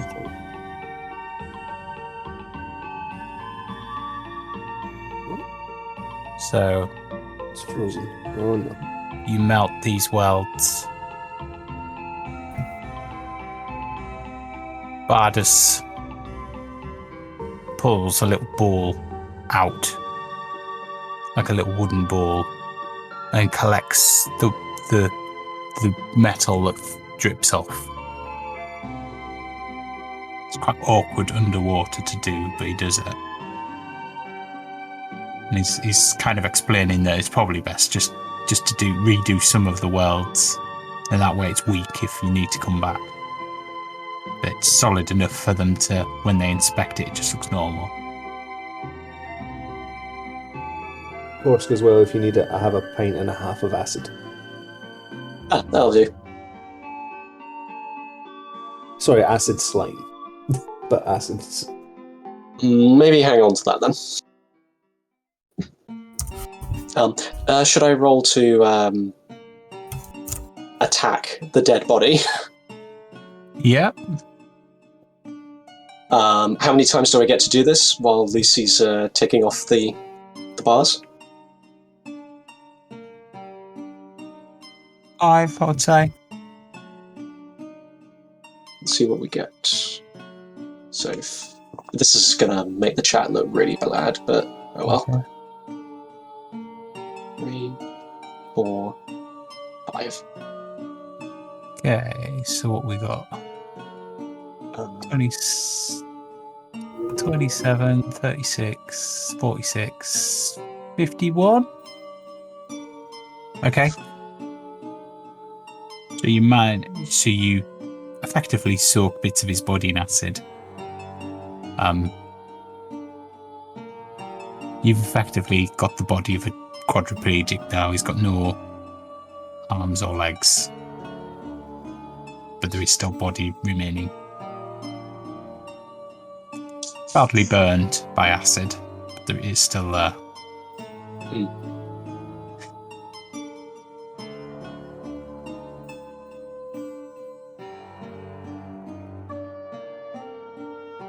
Alright, Bardus. Let's bundle them up. Take them inside.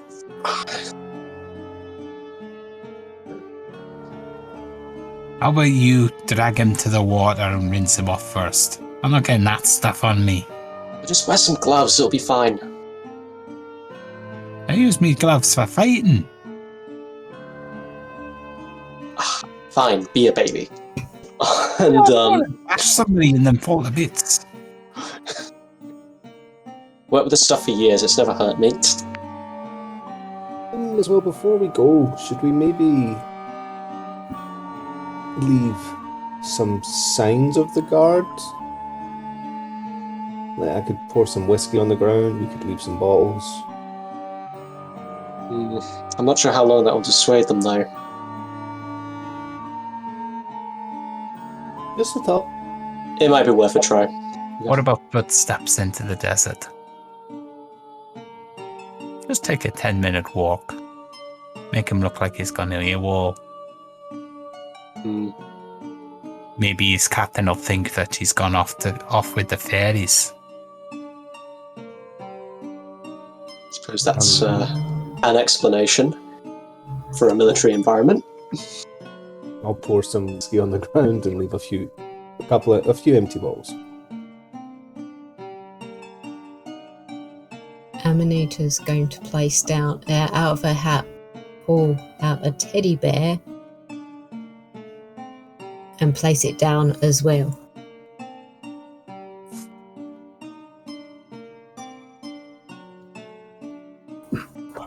Of course, you wouldn't know about this teddy bear. This is the teddy bear we found in the vampire's house.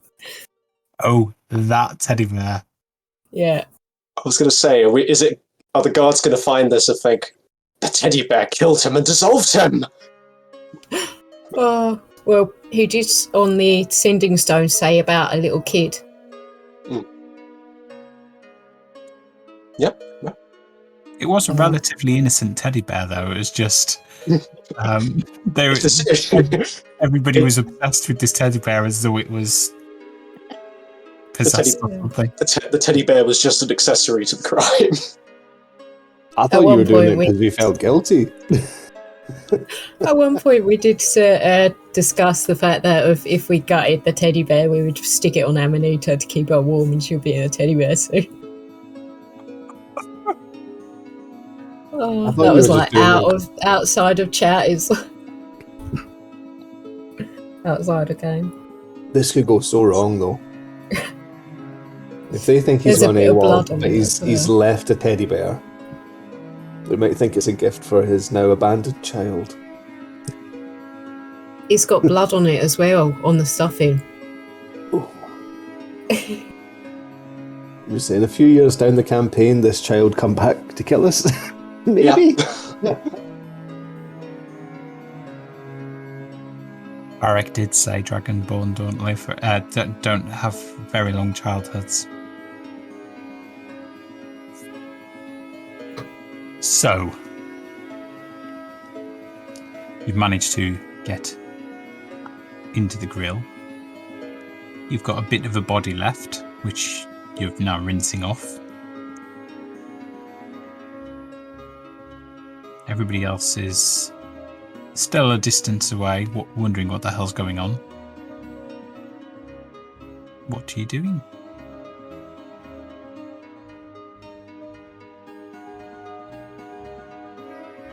I just have to take a moment out, so I'll assume Korsk is still working on the body in the meantime. Okay. Trying to get this grate off. I think when we do, I'll call over to the others. I'm actually just a way to check in. Lucy, Korsk, how are things going? I think it's working. You think? Well, yeah, there's some metal falling off it. Hopefully that will loosen things. All right. I think you just found the right one. Oh, I have no idea. Cork says he's still dealing with the body. Looks like he'll be here for a few hours yet, though. I'm telling you, body? we could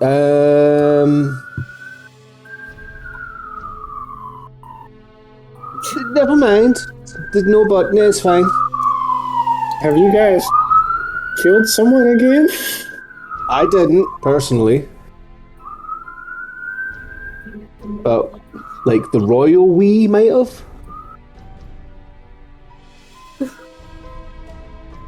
Great. You can tell the ambulance they're already dead. I'm telling you that if it's going to take ages, I can just hide like the rest of the body, what we've got left, in the back. Or the pants. Sorry. It might be worth doing that. Save hassle. Okay, I'll wrap him in a bedsheet and just stuff him in. Okay. Put him next to his child's drawing that he had. Anyway. Stop talking over the stones, please. Oh, yeah. Sorry. Yeah. I'll let you know once the grate's open. Eric's just there rubbing his ass. I can see Korsk being quite reluctant to give up on the challenge of melting the body. Yeah, most of it there, though, didn't he? He's like 50% done. You can do the rest later. It doesn't all have to be done right now.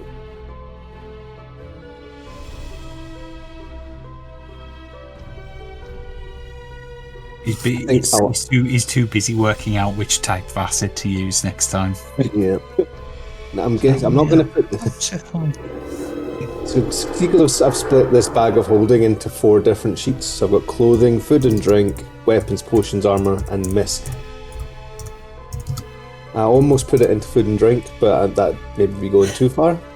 So I'll just put amputated body of yellow dragonborn in misc. Pickled Pickled amputated.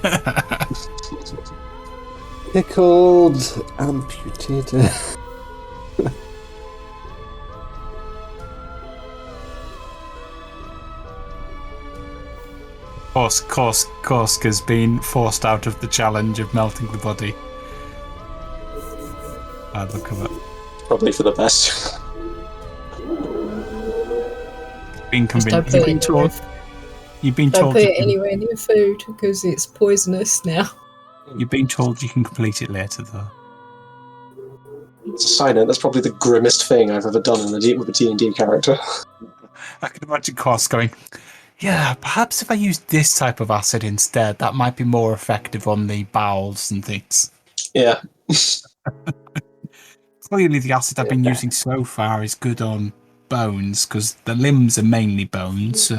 Oh god, like, all the bones have dissolved, but the flesh is still there? Oh my god! Not quite. It's like flop. Ugh. Oh, it's like the Harry Potter scene where his arm just... exactly. What? Oh, that bit makes me cringe.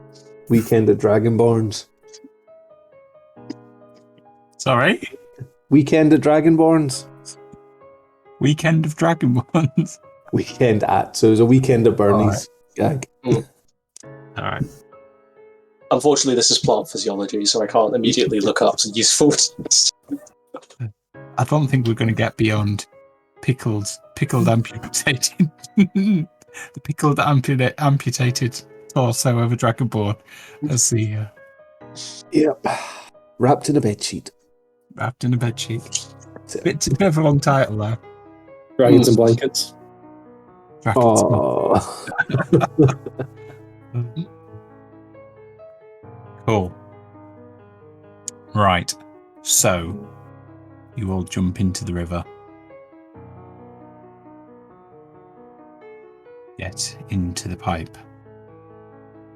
It's quite a strong current inward.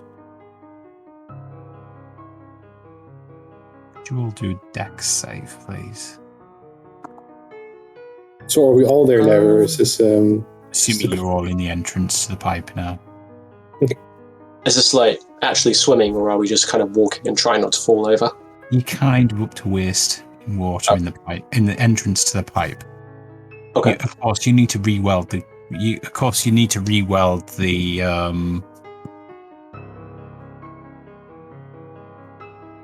You need to re-weld the grate. Okay. Sorry, so I'll make my roll, and this is +3 from a flash of genius. I suppose Korsk puts gum on his shoes before trying to walk down the passageway. So at this point, Only one. so at this point, as you are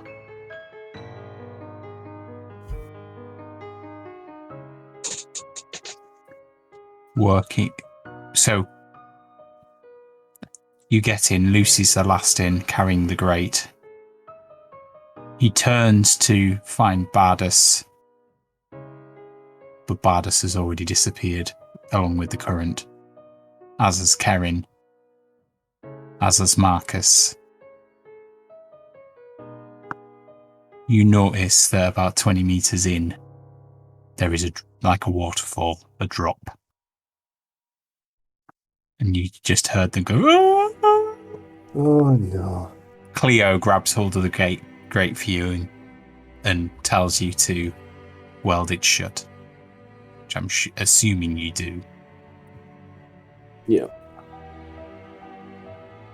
I cast fly and go check to make sure they're all okay. Is that, from Korsk's memory of the pipes, is that the way we need to go, or have they gotten sucked into the irrigation system? That is the only way to go. The only way to go. Yeah, alright.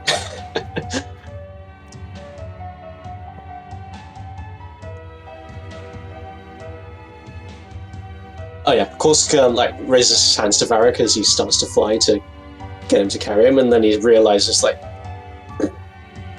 yeah, I'll catch you later once this wears off.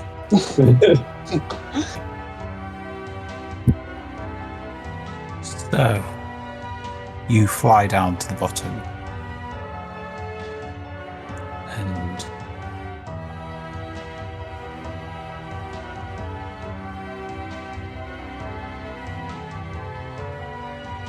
you find yourself dropping to the bottom of the waterfall, and you're at a crossroads. There is in fact, let me show you a map.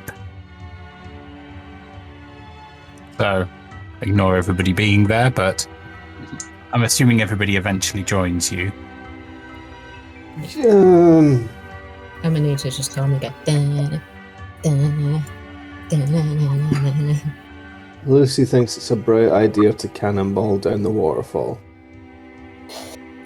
How deep is it at the bottom? It's more of like a water chute type of thing. So it's like slanted down. It's like the pipe has gone on a decline.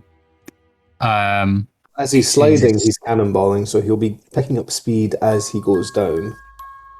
It is about 2 or 3 feet deep.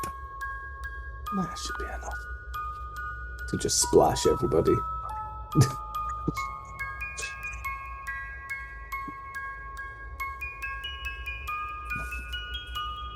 How high does the splash go?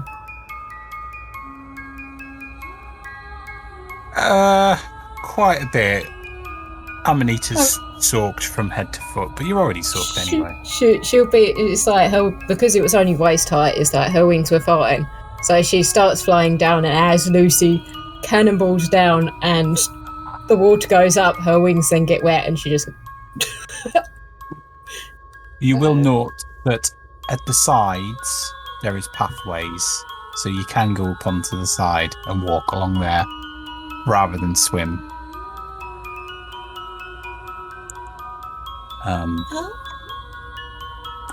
So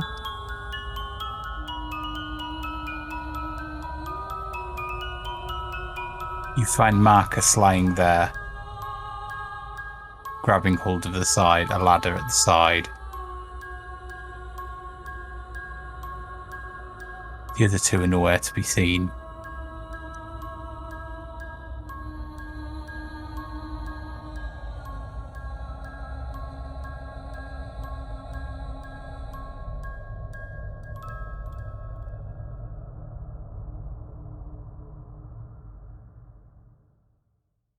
Marcus, what the hell happened? Did you see where they went? My English.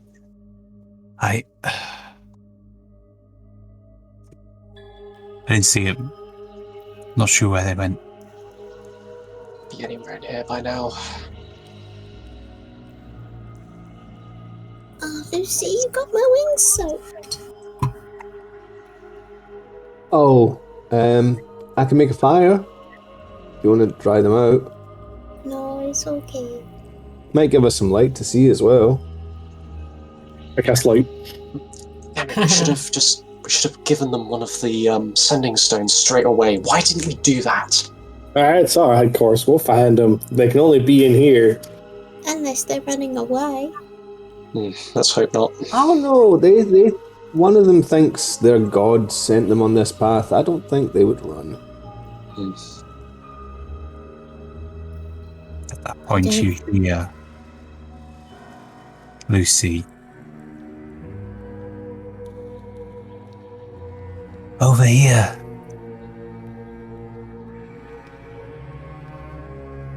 Nobody else hears it. What? Was So that what- Lucy? That? Who said that?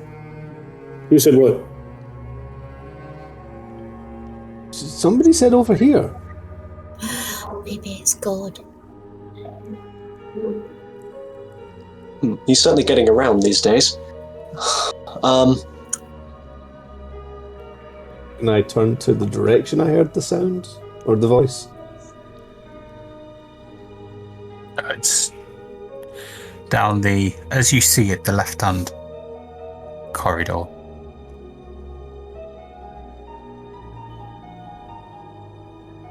As it sounds like it's coming from down here.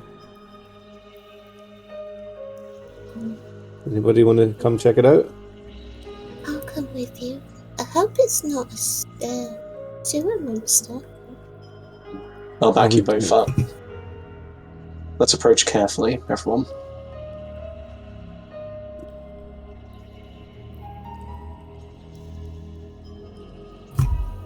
This time Korsk hears. Are you coming or not? Hurry up! Oh, where do I hear it from? That direction. Oh. Alright, Bardas, we're coming. Just stay put, okay? So give us a minute. Just need to alter a map.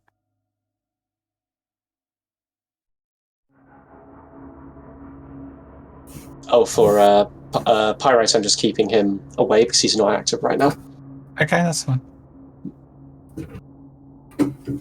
So it's like a ghost space, essentially. Okay, that's fine.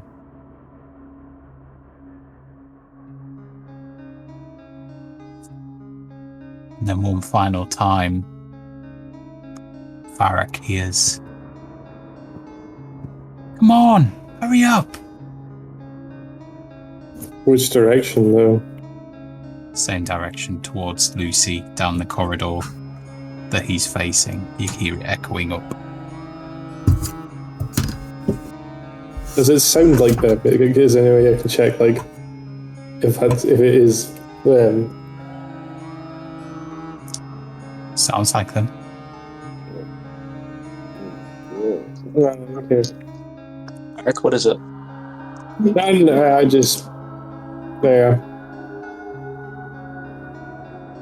It's a bit tight, and I don't want to get caught off guard by anything.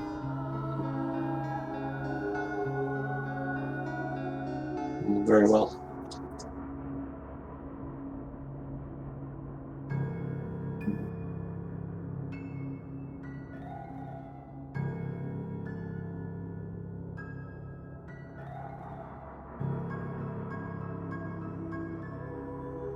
Cleo, do you hear anything? No, I don't like this. It feels eerie. See? See?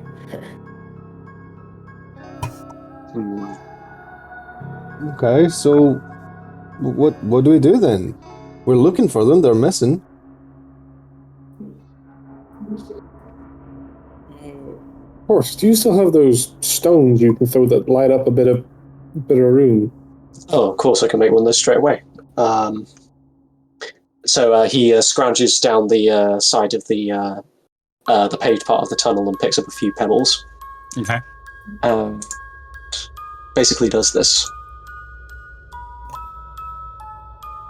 Sheds bright light in 5-foot radius and dim light for additional 5 light.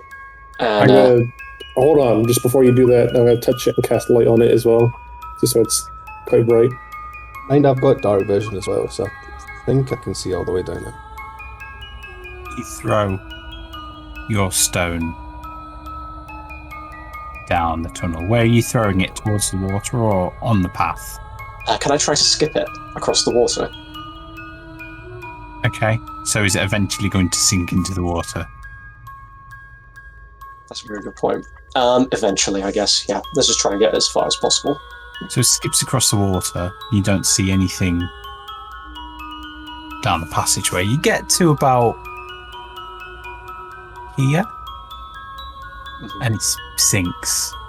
It's then stood like a light. Could you roll a perception check, please?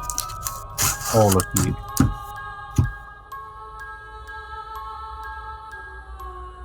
Oh, Decent for once. Pretty good. everyone sees everything. Apart from Lucy.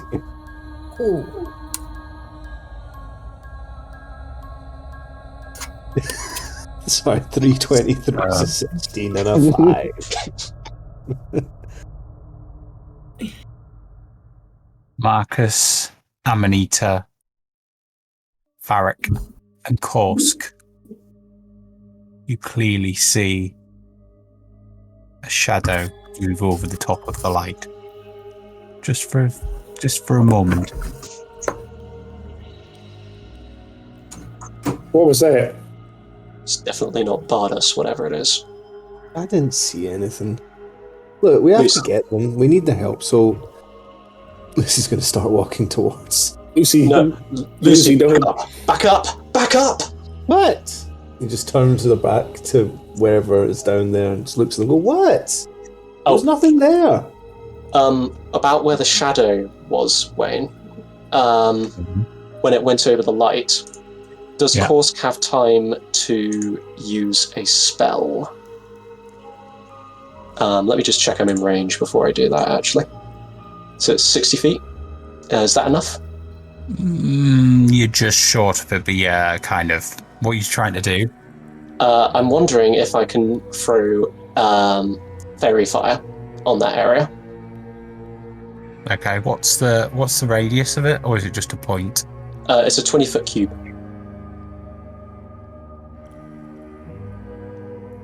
Okay. Okay, so about where so just after the light, aiming at that point, Korsk quickly reaches into his satchel, and again pulls out something that looks like a grenade. Pops the pin and throws it, and it just arcs over Lucy's head, and then immediately the cap starts spraying luminescent oil over the 20-foot area. What's that for? So at which point you can see the outline of the tunnel and stuff in that area. It sinks under the water as well, and you can see the surface of the water. So the main function of it... You can also see a number of what looks like snakes wriggling.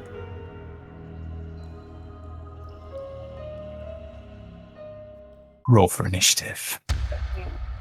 Did I hit them with the bright oil grenade, as I'm calling it? You hit part of them? Okay. Is kind of what I would say. Okay. Do they have to make the dex check for that?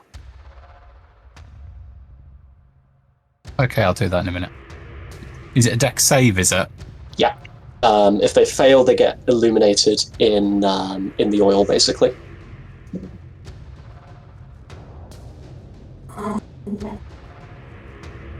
19. Comfortable pass then.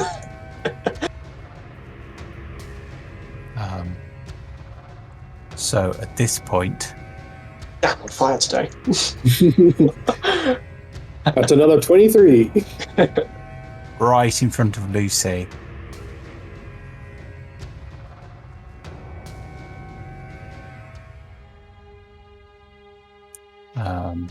this thing appears.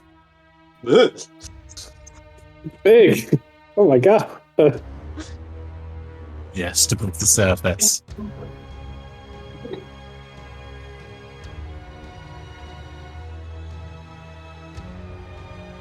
You hear in Oh, your that's- mind. That's not a pretty face. Oh You no. hear in your mind.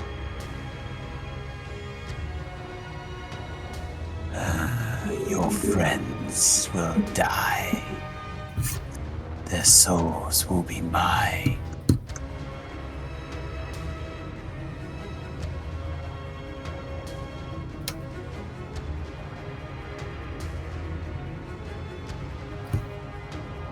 I've never had eel. This is all Lucy says out loud. You never had what? Eel. Eel? Yeah, Lucy thinks this is an eel. Looks more like calamari to me, but Yeah.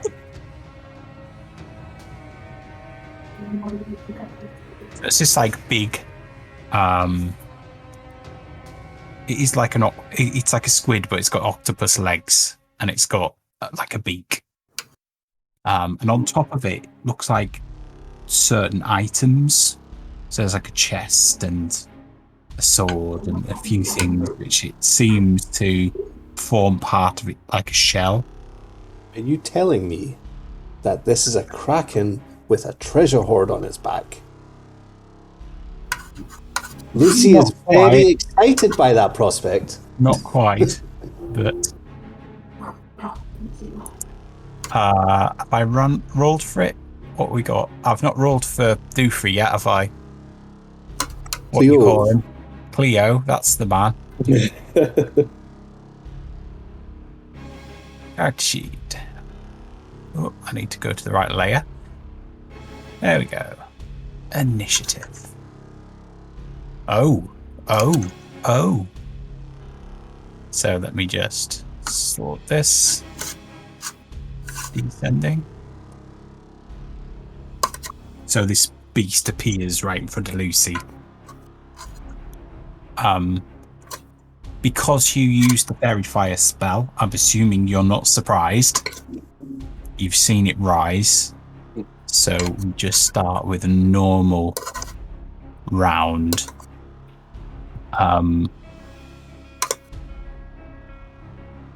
Which takes us to Porsk initially. Alright, so seeing this monstrosity rise in front of Lucy, Korsk is going to shout a warning to him and immediately spark one of his hands and chuck it at the beast. And before he does that, he's going to run a little forward to... can I stand behind Lucy at this point and still see it? Yeah. Or how about uninterrupted line of sight, basically? Yeah, that's fine. That's fine. I'll allow it. Okay. Alright, so that is a chill touch coming up with no advantage because I don't think Lucy is in range. Okay. Is there a save? It's a straight attack spell. Okay. So you roll to attack, do you? 15. Is a miss.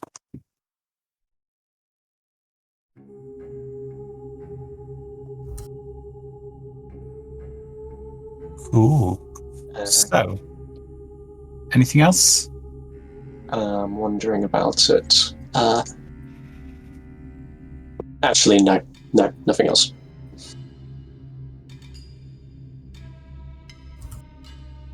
This takes us to Lucy.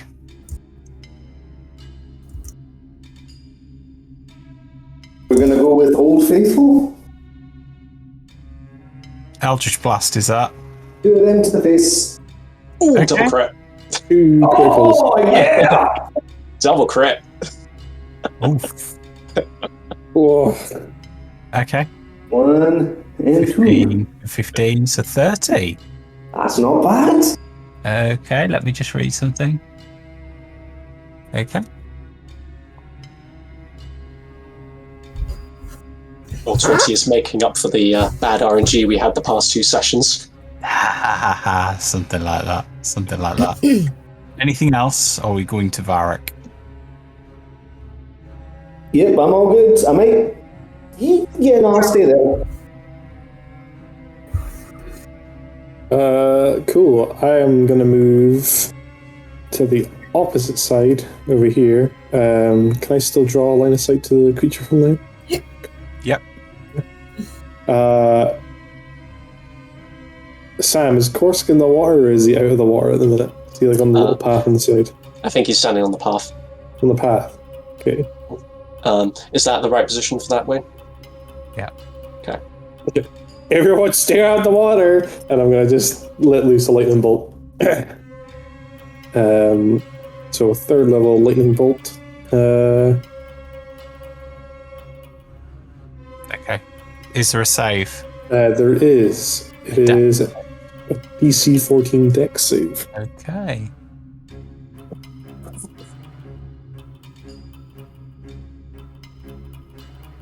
$21. So he takes half of 27, which would be 13 rounding down, 14 rounded up.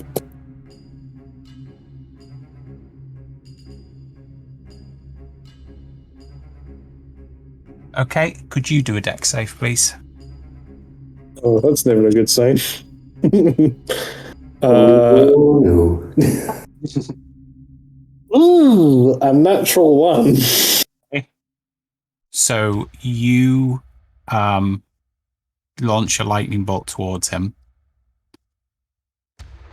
and for some strange reason it backfires and hits you instead. Alright. I have. So you've got resistance, haven't you? So Yeah, I do, yeah. Oh my god. 13, isn't it? Yeah. Ooh. Without resistance, that would have been very bad. I know.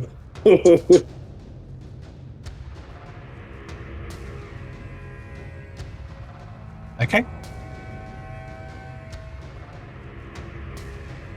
Which? Are you doing anything else?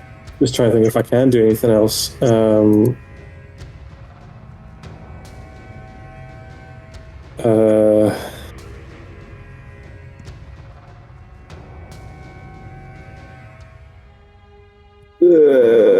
No, I can't do anything else. Sorry, the one I'll ready a pouch of what is it called? Ready my pouch of Dragon's Armpit, just in case. Okay, cool. So that then takes us to Cleo, who is going to move a little bit. Oh.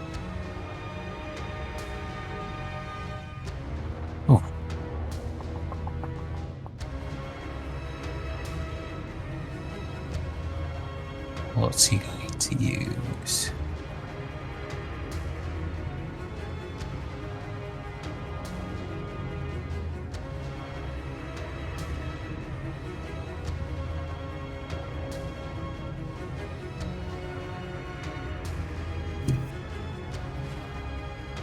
He is going to try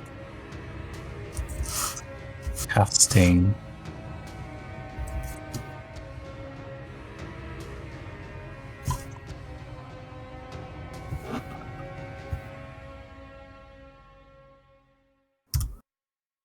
okay. So what's the radius on that? 20-foot square. So he's going to cast Entangle on a 20-foot square. So I need to draw a square.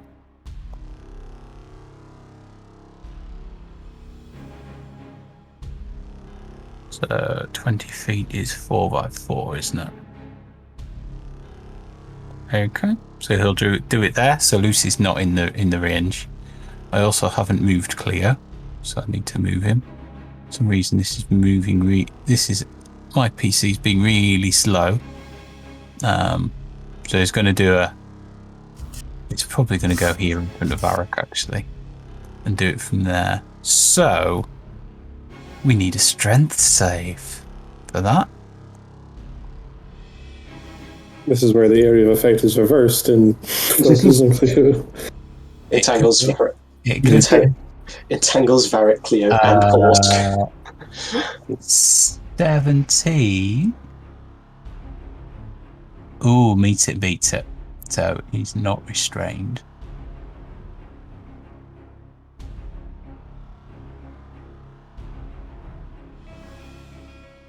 Okay, a creature is restrained by the parts. Okay. For the duration, these plants on the ground turn the ground into an area of difficult terrain. A creature in the area you cast must succeed in a strength saving throw or be restrained by the entangling plant. Okay, fine. So it's difficult terrain now. Okay, and that's Cleo's go. Which leads us to the wee beastie.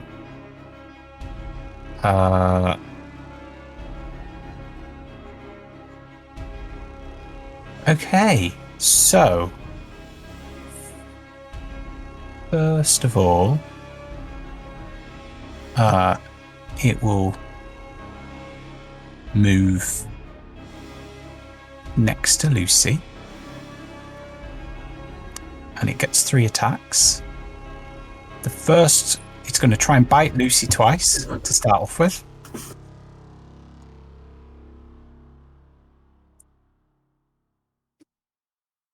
So the first one's a 7, so misses. The second one is an 8, so misses. Yes. And then it is going to attack Korsk with a tentacle. Rude. If you try to see twice, he's just stepping out of the way. No, no, no, no, no, no. Okay. So he has to 18 with a meet and beat. So That- 8. So that's fine. Rolled another 8. So Horse just slaps it aside with his shield. that leads us to Marcus. I think. How far is this? How far can Marcus move? It is 30, so he can go here. Bonk. He's going to draw his heavy crossbow and take a shot, I think. Cool. Marcus needs to go back up to 75 hit points as well, doesn't he? I can't edit that. So you can do it. Can I? You can do it on roll 20. Yeah. Cool. I guess it. Like me, Cleo needs to go back up as well. I think everybody else is fine. Cool. What are we doing? Heavy crossbow, taking a shot at the goo. 17 to hit for 9 damage. Meets it and beats it. Nice. Marcus takes 9 points of damage. No, nothing like that.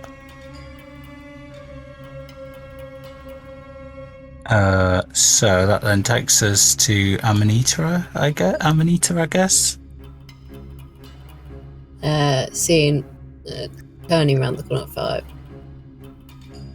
10, 15, and seeing this great vision. Oh my god, what do I do?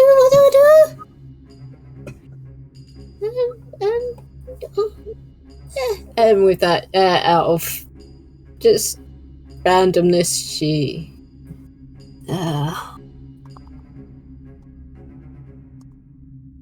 Oh, where did it go? I just lost it.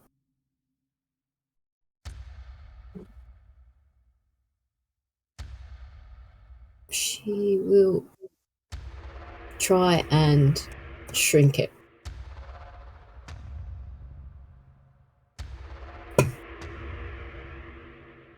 Okay, so it's got to do a con save. Okay, so where's the shrink bit at? Reduce. Yeah, reduce. Target size is halved in all dimensions. Its weight is reduced. Size. Okay, so it goes down to medium.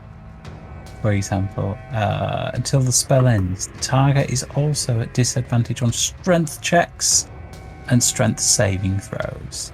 The target's weapon also shrink to match its new size. While these weapons are reduced, the target's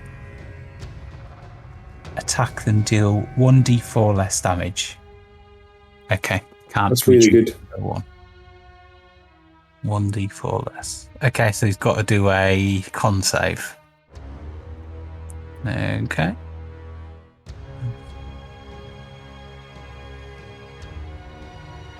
Five. Oh no. It's now gone. Okay. He's now tiny calamari. Okay. Okay. So, is that concentration spell? Is that Yes, it is. okay? Yeah. Cool. Are you doing anything else? No, she literally did that on the quick. She's like, oh my god! It's huge! Cool. So, that then takes us to Kursk. I really hope this is... Because I'm having flashbacks to the last time I tried to use an acid spell, and it was on the clay creature. Oh god. I really hope this isn't going to happen here. So Kors quickly pulls out his Ray of Sickness pistol, cranks the stock in the container twice, and then lets loose on the creature. Okay. So that is a level 2 cast of it. I'll just quote for the effect, and then I'll roll the attack. And he also has advantage now because Lucy is standing right next to it. Okay. So what's the? Is there a save or anything, or is it just? It's an attack roll, but it has a save if it hits. Okay. Jesus Christ. Okay, luck is gone. So that's a miss. I'll say it overloads and sprays up the wall instead. A ray of sickening green energy lash.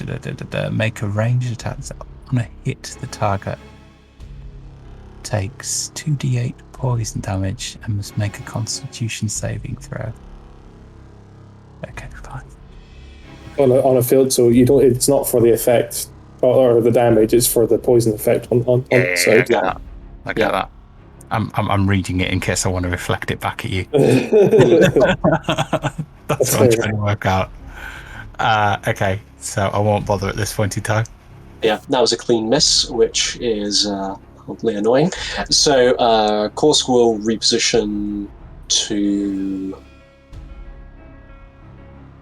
Yeah, he'll join up with Lucy and hit it on this side on his next turn. Okay. Lucy. Oh, he's going to do same again, but does he get flanked? What was the rule with flanking? It's only with melee attacks, right? I think so, yeah. He'll just stick with Old Faithful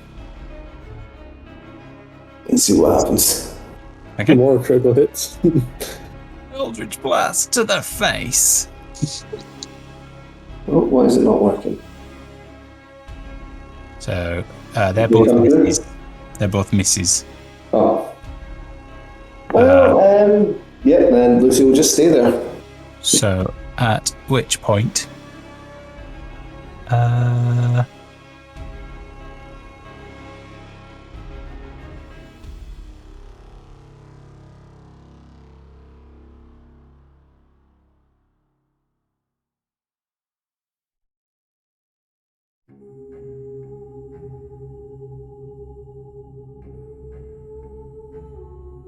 See, I don't know why it makes me laugh, but he gets up close and personal to use ranged spells.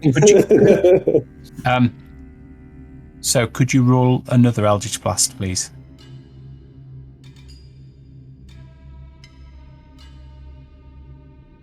Okay, I'm assuming that's below your ASC, is it? Oh, very much so, yes. Okay. So you target your 2 Eldritch Blasts. They both miss, but the second one seems to rebound back towards you, and you duck out the way as it smashes into the brickwork behind you. Naughty, naughty calamari. And that will end his turn. Okay. This takes us to Varric.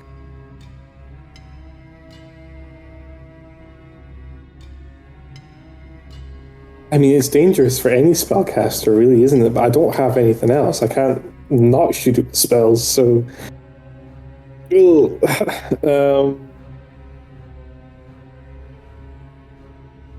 I'm gonna let green necrotic energy flow over me and cast Blight on it. Okay.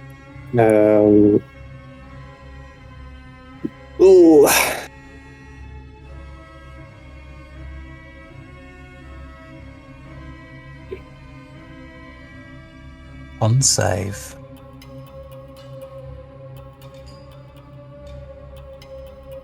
It fails.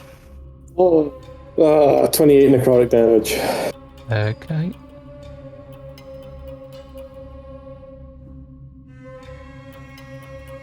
Okay. And then as a bonus action, I'm going to spend 4 sorcery points to regain my 4th level spell slot. Okay. So that then takes us to Cleo, who is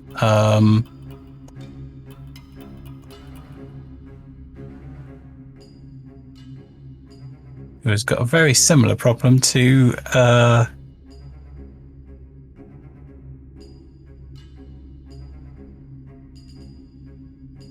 okay, so what did he cast last time? He did Entangle, didn't he? So that's one off that. He's going to cast Call Lightning this time.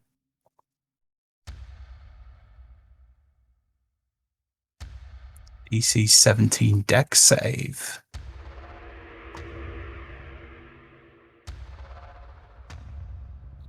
Which it fails. So 11 damage. And then is there a thing on it where it's got to do some sort of...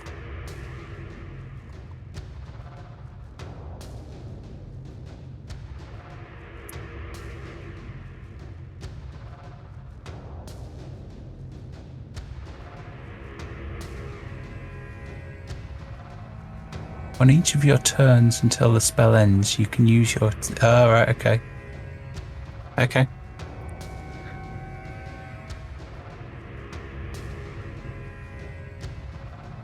I didn't realise Call Lightning was a concentration spell, actually. So, what did I say? 11, didn't I?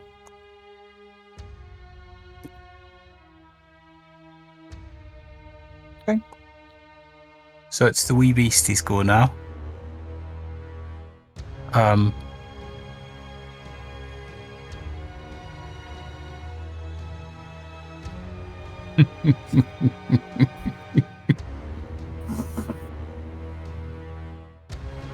Ooh, let me just do some measuring.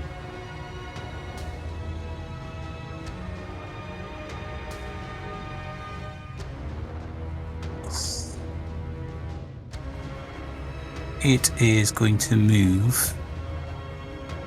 So if I do it from there. I think if he runs out of... I mean, how does attack... Can you make a melee spell as an attack of opportunity? It's not moving out your range, so it's not a... You don't get an attack of opportunity. He's just moved forward 5 foot. Okay. Okay. So, as his action,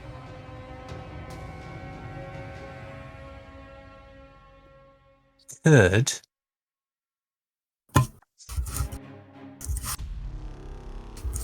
Amanita, Barak, Marcus, Cleo, which I'll do, all make wisdom saves, please.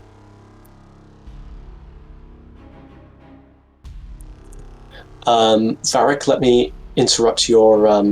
Too late. Sorry. Okay, I'll do it for Marcus. Because I don't think Amanita's in range. Oh no, she would have been. Oops. Course will quickly throw some of the stimulating dust from his pouch in Marcus's direction and give him a +3. +3. That's really good because Marcus has a +0. So whatever that. So 17 for Marcus. So Marcus meets it, beats it. The other two fail. So,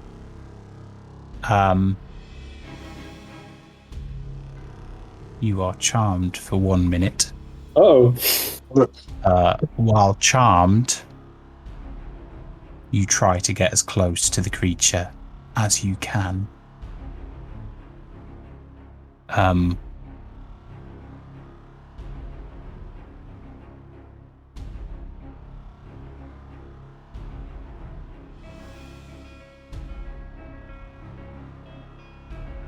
Okay. Does that happen now? Do we move now or do we move on our turns? You move on your turn. Okay. How far do we move? I think it's just a movement. As far as you can to it. So what you're telling me is this is a kraken with a treasure hoard on its back that can charm people. If there ever was the perfect pet for Lucy, this is it. Squishy! Name is Squishy. Yeah. Contain it in a jar. And, Bad Squishy. I'm just going, God.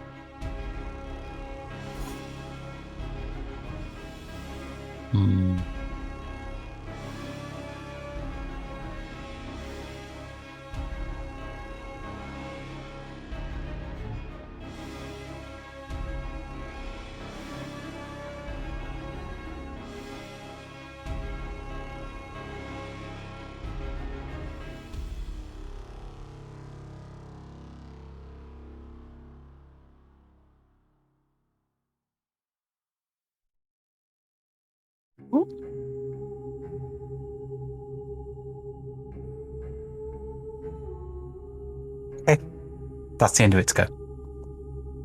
So, Marcus. Get behind it!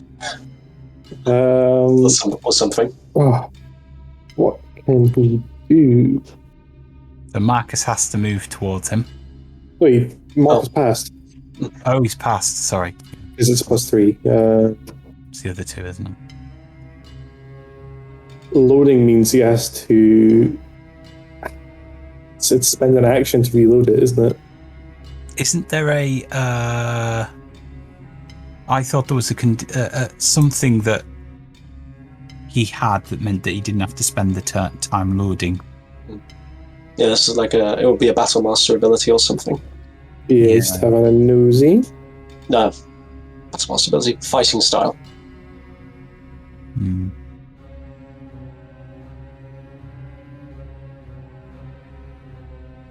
So I remember Jim going, oh yeah, I realised Marcus has got this, which means... I mean, even if there's a problem with that, Korska's a good flank setup for Marcus. With the traction as well. It might be action surge, so you can spend an action to reload it and then shoot it in the same turn. Yeah, probably. Possibly. I can't see anything else because he didn't take the feat for loading, so...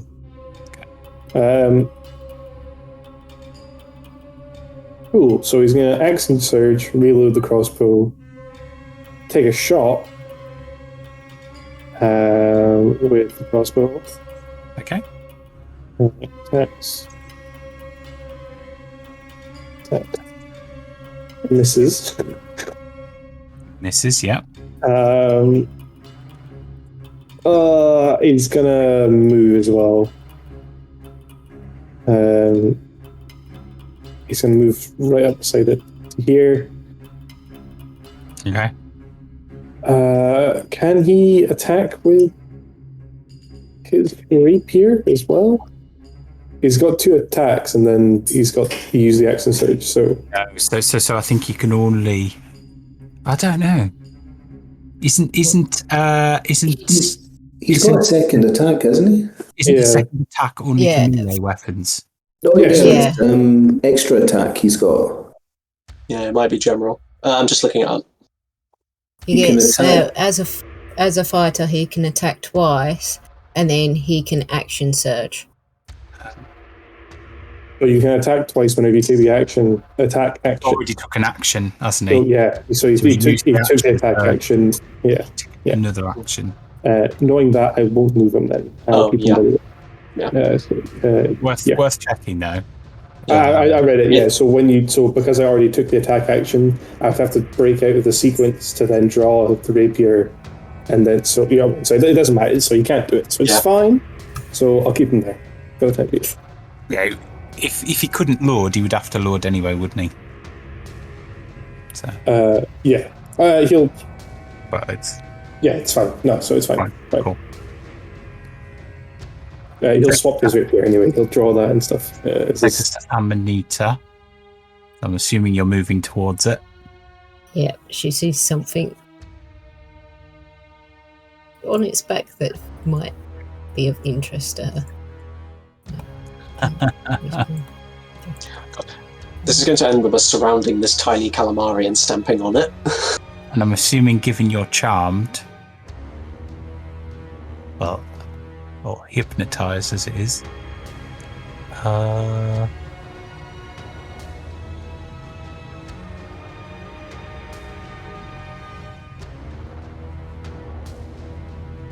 okay. Do I lose concentration with that spell? It doesn't say you do, but I'm assuming that you probably would seem. It would probably persuade you to undo it telepathically. I'd just breathe in a bit, Korsk.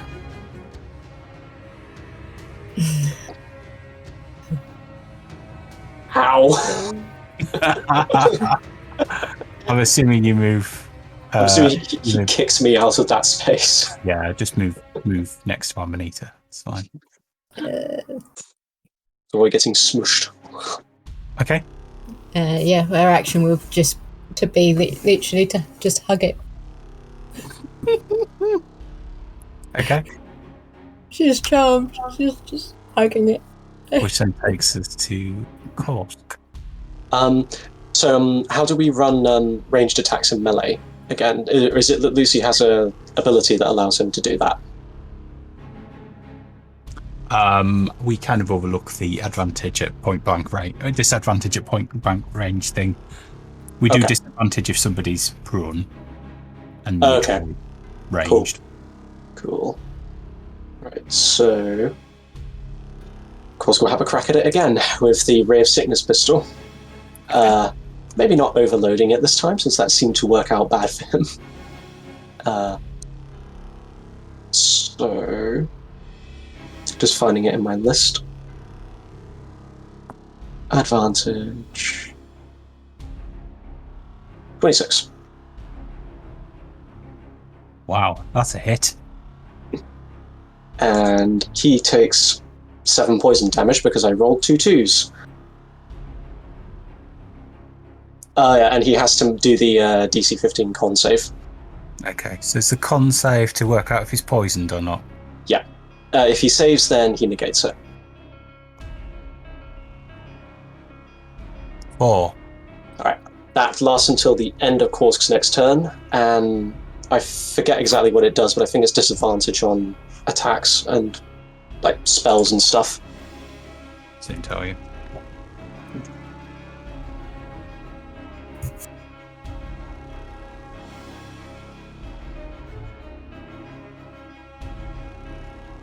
Creature has disadvantage on any attack rolls and ability tech checks. Yeah, that should keep him all nice for a bit. Okay. So, what's the damage? 7. Yeah, not much. Not a huge amount. Is everybody okay to stay a while? Yeah. Yeah. Okay. So, that then takes us to...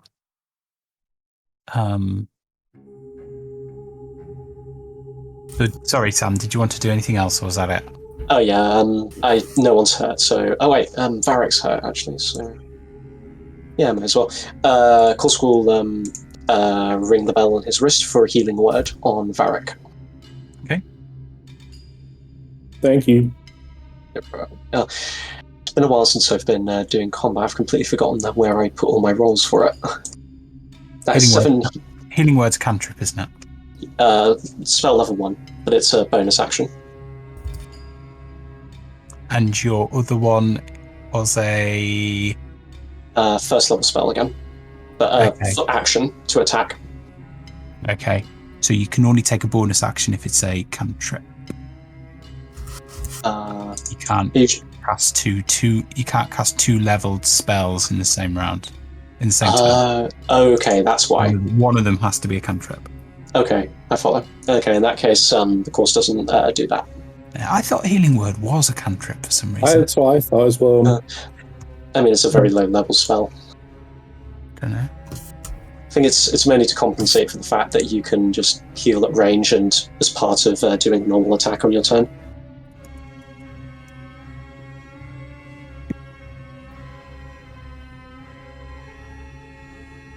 It is first level.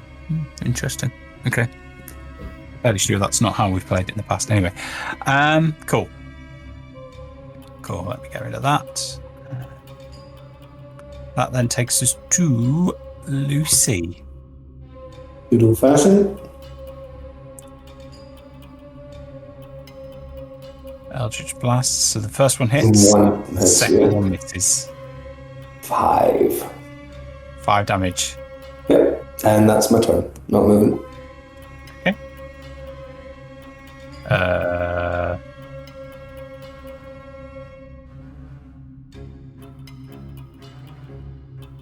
Could you roll again, please, for the one that missed?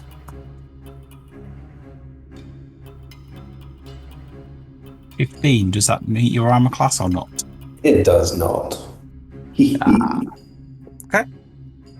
That's fine. So that then takes us to Varric.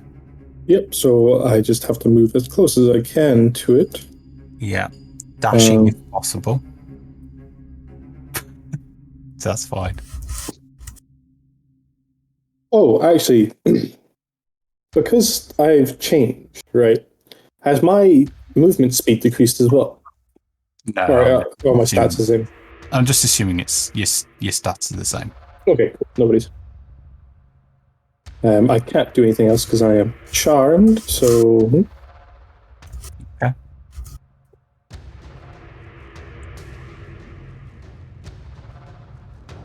So, that then takes us to Cleo. I think he's still got Call Lightning going.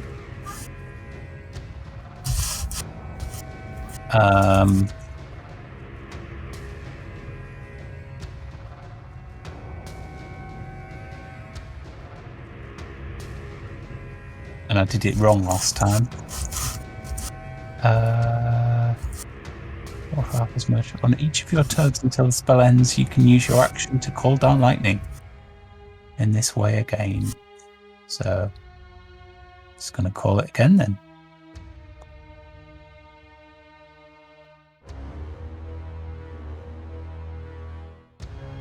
So, everybody within 5 feet needs to make a dex save. Uh-oh. Okay. Because I'm charmed, does that mean I automatically fail? No. Okay. Although because we don't take damage, we don't break out of charm. Okay. Cool. See, I don't even know if... Oh, 7, great. Course will throw some of the dust above his head to disperse the lightning around him, so he gets a +3. 25. Okay. So Varek's passed.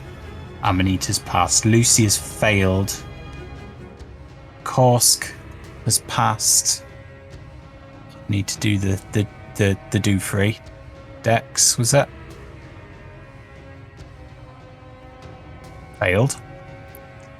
I need to work out what's the damage thing. Is it half as much on her? I'm just imagining as Amanita's like hugging onto this octopus, it's like it hits the octopus, just been moved as it's like Actually, the charm finishes because you all take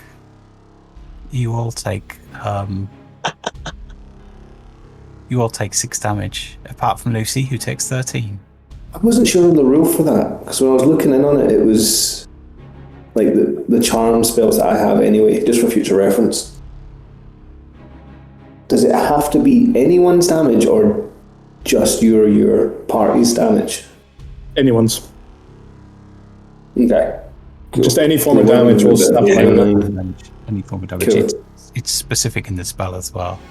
so we take That was 6 the thing. damage. In mine, it just says you or your companions cause damage.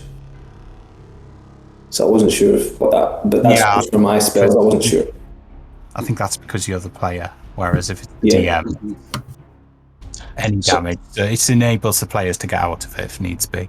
No, but that's what I mean. Is it the same for my spells? So if like an enemy that I've charmed gets attacked by one of his enemies, or one of the other enemies, would that end the charm spell? Not if it doesn't say so. If it specifically says you are a companion, then I don't think they can stop it necessarily. I don't know. I'd have to look at it in more detail at the time. I know in this thing is it's any damage at this point in time. I'm sorry, what was the damage again? For you, 6, wasn't it? it's 6 if you passed, 13 if you failed. Cool. That's Can I check who cast this damage? Cleo.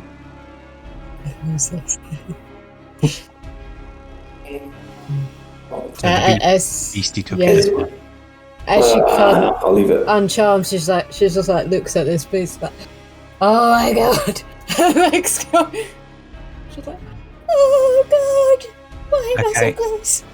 So that's the end of Cleo's go. So hello, Beastie.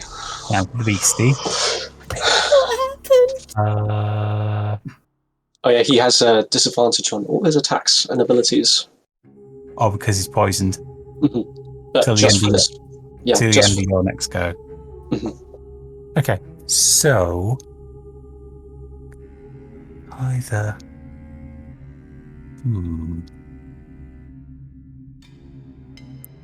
two bite attacks and 1 tentacle, or 3 bite attacks. So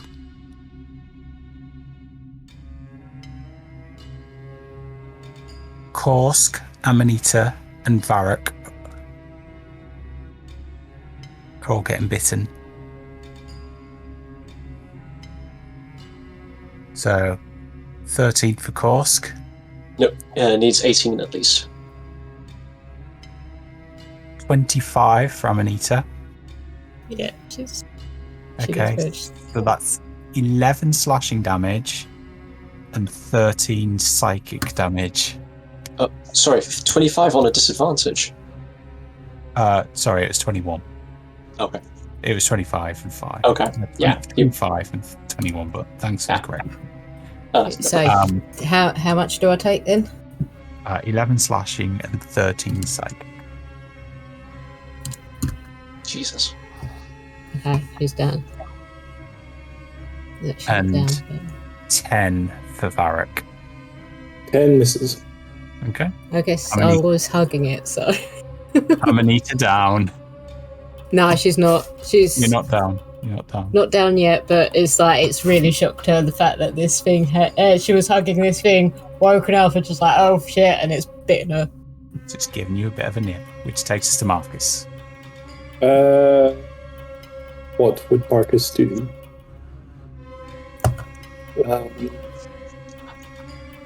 He lashes into contact. Yeah, he's probably just going to run straight at it and take 2 stabs with his rapier. Now, Marcus has this thing with the duelist trait. No, it's defensive duelist, it's not the one. Yeah, you get an extra so much per attack, don't you? Yeah, dueling. So when you're wielding a melee weapon in one hand and no other weapons, you can +2 to the damage rolls of that weapon. Yeah. So he's just going to take his rapier and he's going to 2 quick stabs with it. So this is +2 to these rolls. Where's the? We need to hover over it in roll 20 just to make sure, because I think the way Marcus does it, the way Jim does it, it automatically adds it. So Does it? A bit of, yeah, but I don't know if you're doing it the same way. So Oh, okay. you just need to work it out. So that's 2. It's 2 to the damage, isn't it? Not 2 to the. Yeah, 2 to the damage, not to the.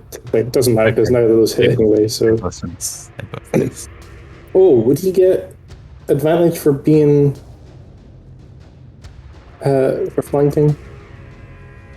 Because we're all not where he where is. he is. Okay.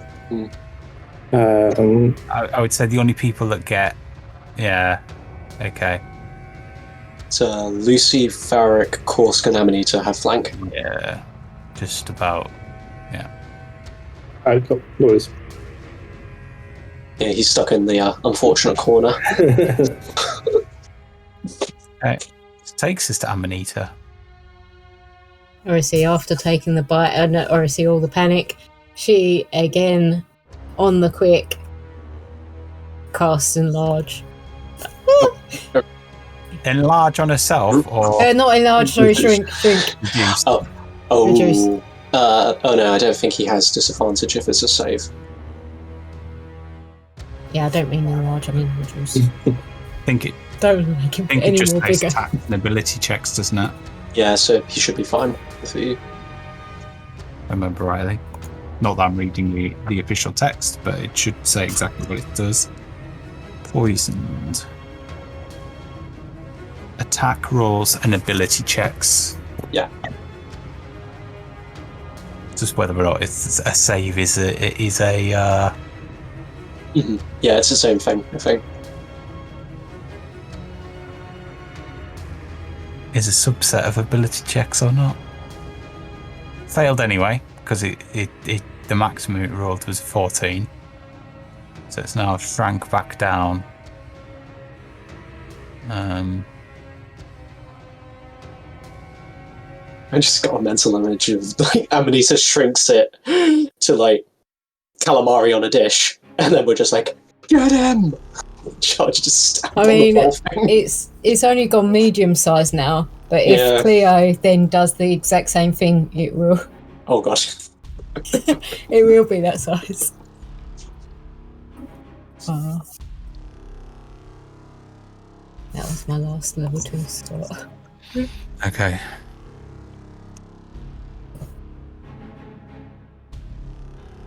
I'm not offering opportunity attacks for this, by the way.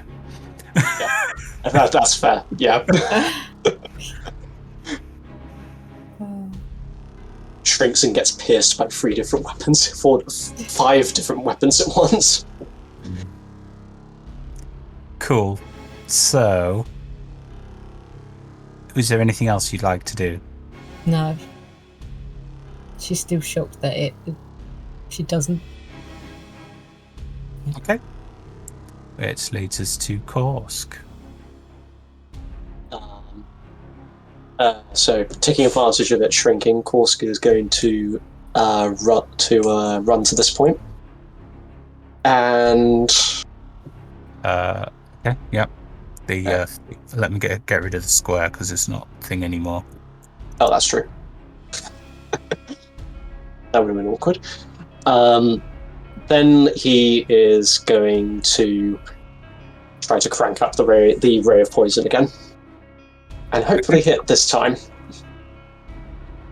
That is this. And it overloads again and sprays up the wall. 2 5s. 2. See, I would ask you to roll it again to thing it back, but you probably miss. The overload is cursed. You've probably gone to shoot it at its big size and it's just got shrunk and you just... Yeah. Okay.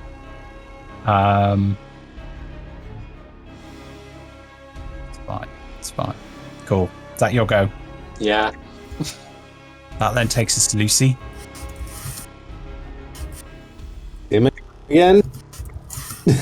Doing it Oh, until it's done. I want to. I've not used it yet. I kind of want to try it.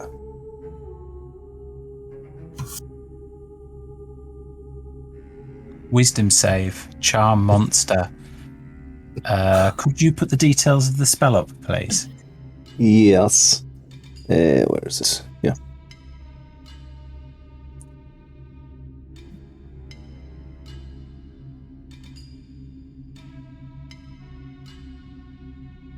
I need to do a check here.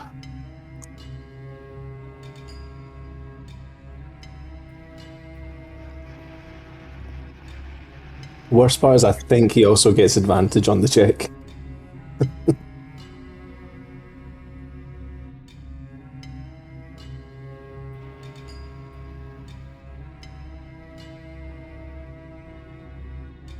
Okay, it's fine.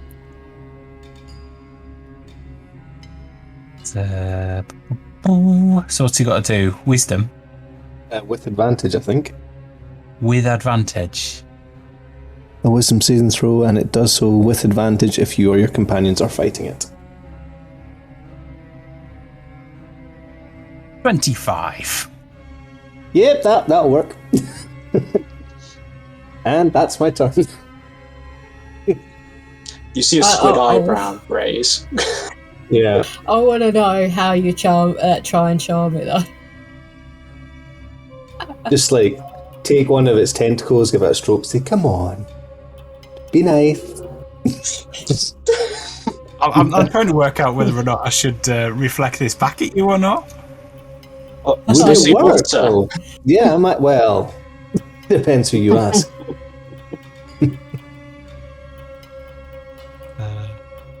No, I'm gonna hold off.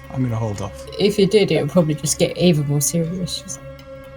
Yeah, giving him Come on. advantage on it there. That's the thing that puts me off. Yeah, which just means I would pass. Hopefully. I mean, I just rolled 2 5s with advantage. I've already had my crits for the session, so. So are we on to Varric then? Yep. So, I'm not charmed anymore. How's it looking? Does it look alright, or is it looking pretty hurt?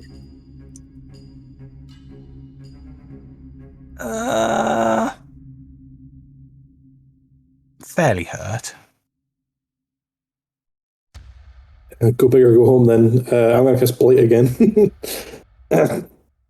Okay.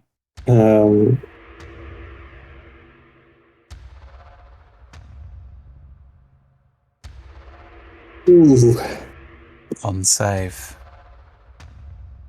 fingers crossed.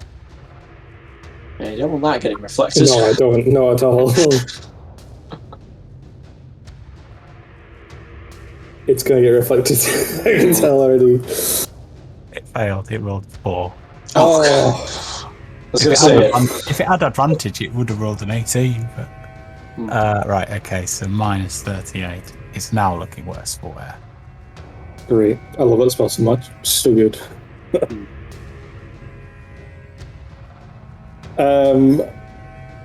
Oh. Can I attempt to move away as well? So I'm gonna go here. Maybe there. I'd invoke an attack of opportunity, but I need to clear distance, otherwise I'm going to get hurt anyway. Okay. So there. I think he Getting a tentacle attack. Oof. he rolls reduced damage if he hits you as well. Yeah, hold on. What's Marcus's Sentinel feat as well? What does that do? When you hit a creature on attack on roll, when you hit a creature on attack roll, the speed becomes 0 for the rest of the turn. Okay, so no. Sentinel only works if you're in melee with him. I'm not in melee with him anymore. Yeah. Okay. 26, and it's crit. So what have I got to take away? 1d4, is it? Yeah, just 1d4.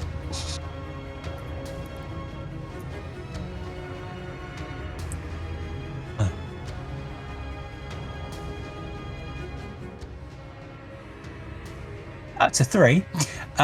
So.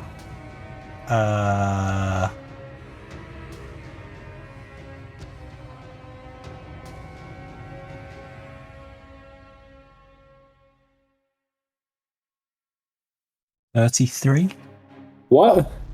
Oh. 33 bludgeoning damage. There's 30. Okay, so.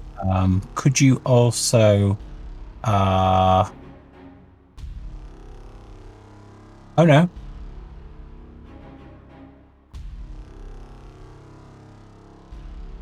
Could you also roll a strength save or a dex save, please? Strength or dex. Is it either or? I'll roll dexterity because my strength is pants. And that one, of course. You are now grappled. Okay, so that's 33 minus 14, which takes me to 19. So I'm minus 19 hit points at the moment.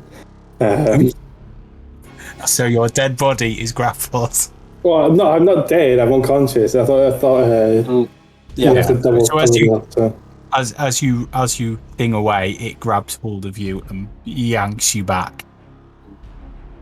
It's now got your flapping unconscious body in your hat in its tentacle. I mean, the irony here is that it has a disadvantage on all strength checks because it's small, but Varric is unconscious anyway, so it doesn't have anything to save against. Well, yeah, because it's smaller. Cool. Do you have to log minus damage in D&D? Or is it just 0? It should be just 0, but I'll forget the number otherwise, so I want to mark it down just so I can be safe. I wouldn't have moved either, would I? I would have just, as I had gone to move, it would have just... No, it did it as you passed, so I'm assuming you're there. Okay. Yeah, I'm assuming you are there. It's like it's holding you in its left hand. Left tentacle. It's one of those baby shake toys.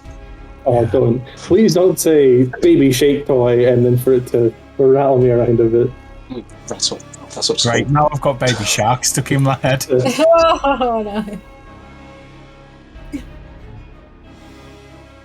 Oh dear. Right, so Cleo is going to do the call lightning thing again. Are you going to nail all of us with it as well? Varric doesn't get a save, so... Yeah, that would be an automatic death save on Varric. Not if he does it south of him. So you can either do it next to Lucy, below Lucy, directly below Lucy and Void Korsk, I think. That's probably the place he needs to do it. Lucy's going to be very pissed, though. I'm just making this point. He has done this twice to Lucy now. Lucy has not used his Hellish Rebuke on him, but he's getting ever closer to doing so. Could Lucy and the Beast do a dex save, please? Not gonna lie, this is reminding me a little bit of Vermintide when the Carillion keeps shooting you. So it failed. What have you got? 16? 16, yeah. The DC is 17. Oh, no! Oh, So have you both got of luck? you. No! I could Both have used of you. it, but I can't because you said it now. both of you take 16 damage. Oh, The beastie is on its last legs as well. Oh, right. That would have killed Ferris. Cleo as is well. getting shaven. He's already bald. We'll find her! Eyebrows. We'll find a wig, put it on his head, and then shave the wig. 17. Just wax strips. Just start waxing just random parts of Cleo. Just takes us to the beast. pick the baby. Just need to check something. Yeah, after this battle, we're probably going to need a little rest. Of some kind. Just a little one. I hope the other two are okay. Walk down the Turns out tunnel. they were just round the other corner. I'm going to be so annoyed. Glass and a Suze.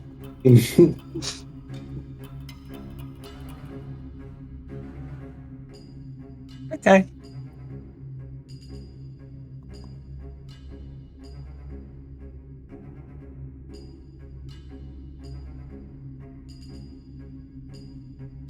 I still think this would be the perfect pet for Lucy, and just future At that reference. point, it casts Dimension Door and disappears. With me with it. It lets go of you. Okay. Oof. Your body slumps to the ground. With that, are we out of the initiative now? You are out of initiative. Yeah, we would Amanita flies over, touch Varric, and Varric! get a greater healing out and splash it in his mouth. I will also do healing word. There you go. Of course, isn't doing anything useful. He's just shaking him by the shoulders. So Don't die on me again! so I'll do Oh, 19. any lower, it's like I would have had to bring you back alive again. Yeah, Mhm. it had eight. The beast had 8 hit points left. It started with 165. So if I hadn't tried to charm it, we might have killed it. Okay. Possibly. bad. Wow! Really bad for a good potion. That's alright, I gave you healing word as well. You got 11 from me. 11, so 23 in total. So, Is there any sign of these two? If they're I swear, if they're around the corner, one of them is getting shaved. so it looks as though you find there is well, actually, one more thing before we get into that. Let's see. I apologize for giving you a bit of a jolt. Perhaps I could heal you as an offer of apology. Lucy stands still, says nothing, just stares at Cleo's eyebrows. Well, fine, if that's what you want. You I will heal me. No, you will heal me. I'm debating how much healing depends on whether you keep those eyebrows. How much thing have you got? 30. You're down 30. Yeah. I need to rest anyway, so it's fine. Lucy's just having a huff.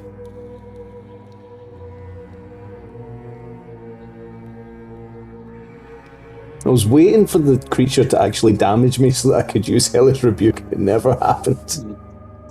All my damage was done by Cleo.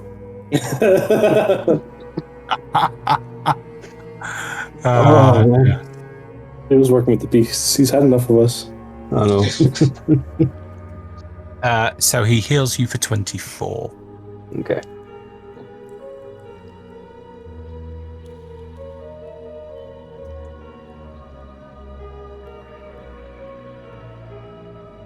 Lucy just went, fine. Your eyebrows survive for a little bit. But yeah, we do need to find the other two. What happened to them?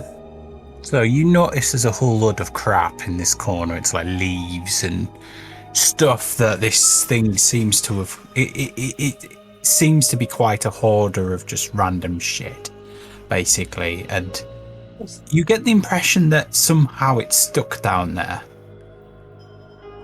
And you find that there is a number of kind of like leaves and branches and random kind of pebbles and all sorts. It's just general, like natural, just thing. There's a few copper pieces where people have dropped things down the drain for which you can see the daylight shining through on the ground. Over here, if you make your way that far down, below the surface, you find two figures lying. Thankfully, the water breathing spell is still active. They seem to be wrapped in vines. Yes, we Two pick them figures up. of Erin and Bardus. Come over with a dagger and cut them free. Okay. In front of you, Lucy, there is a ladder to a manhole.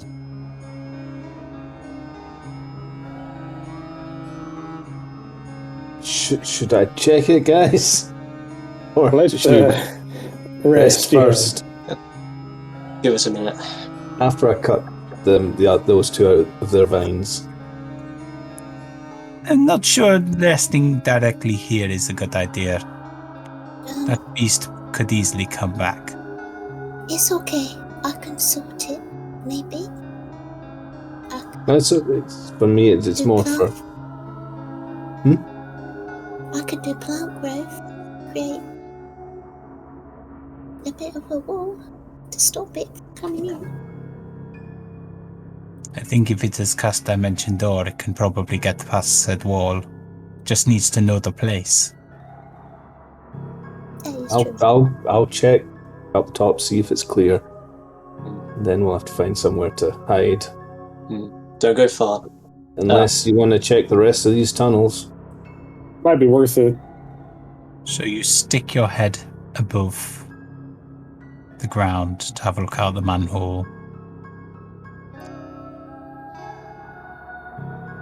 You see a barn to which you're just right outside. A farmhouse a couple hundred meters down the road. Down a track. And then off in another direction, you can see the wall. You're inside the main wall for Axemouth, but you can then see the stronghold further down. You can see a number of farmers' fields with what looks like a mixture of dragonborn guards and cracked dwarves and one or two other people that look like prisoners working away at the fields, harvesting crops.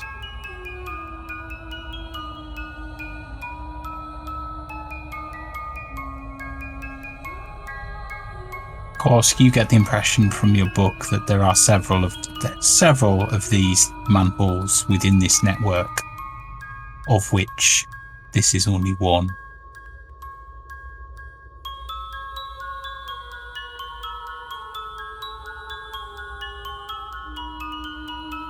So there could be one that leads to the stronghold? It does feed the stronghold as well, so you could get it directly into the stronghold if you don't want to use the paperwork to get in. The advice was to get through the wall. You sense that outside the stronghold there is a build-up of buildings. It looks like a small town, effectively, as well. Sounds like an ideal pit stop. shall we leave it there for the week? You guys can discuss what to do offline. And so be it. So that was an interesting battle. Yeah. So that's the strongest thing I've thrown at you so far. It was a challenge rating 11 monster. We almost killed it. Almost. You would have done At the cost of Eric. We travel and roll.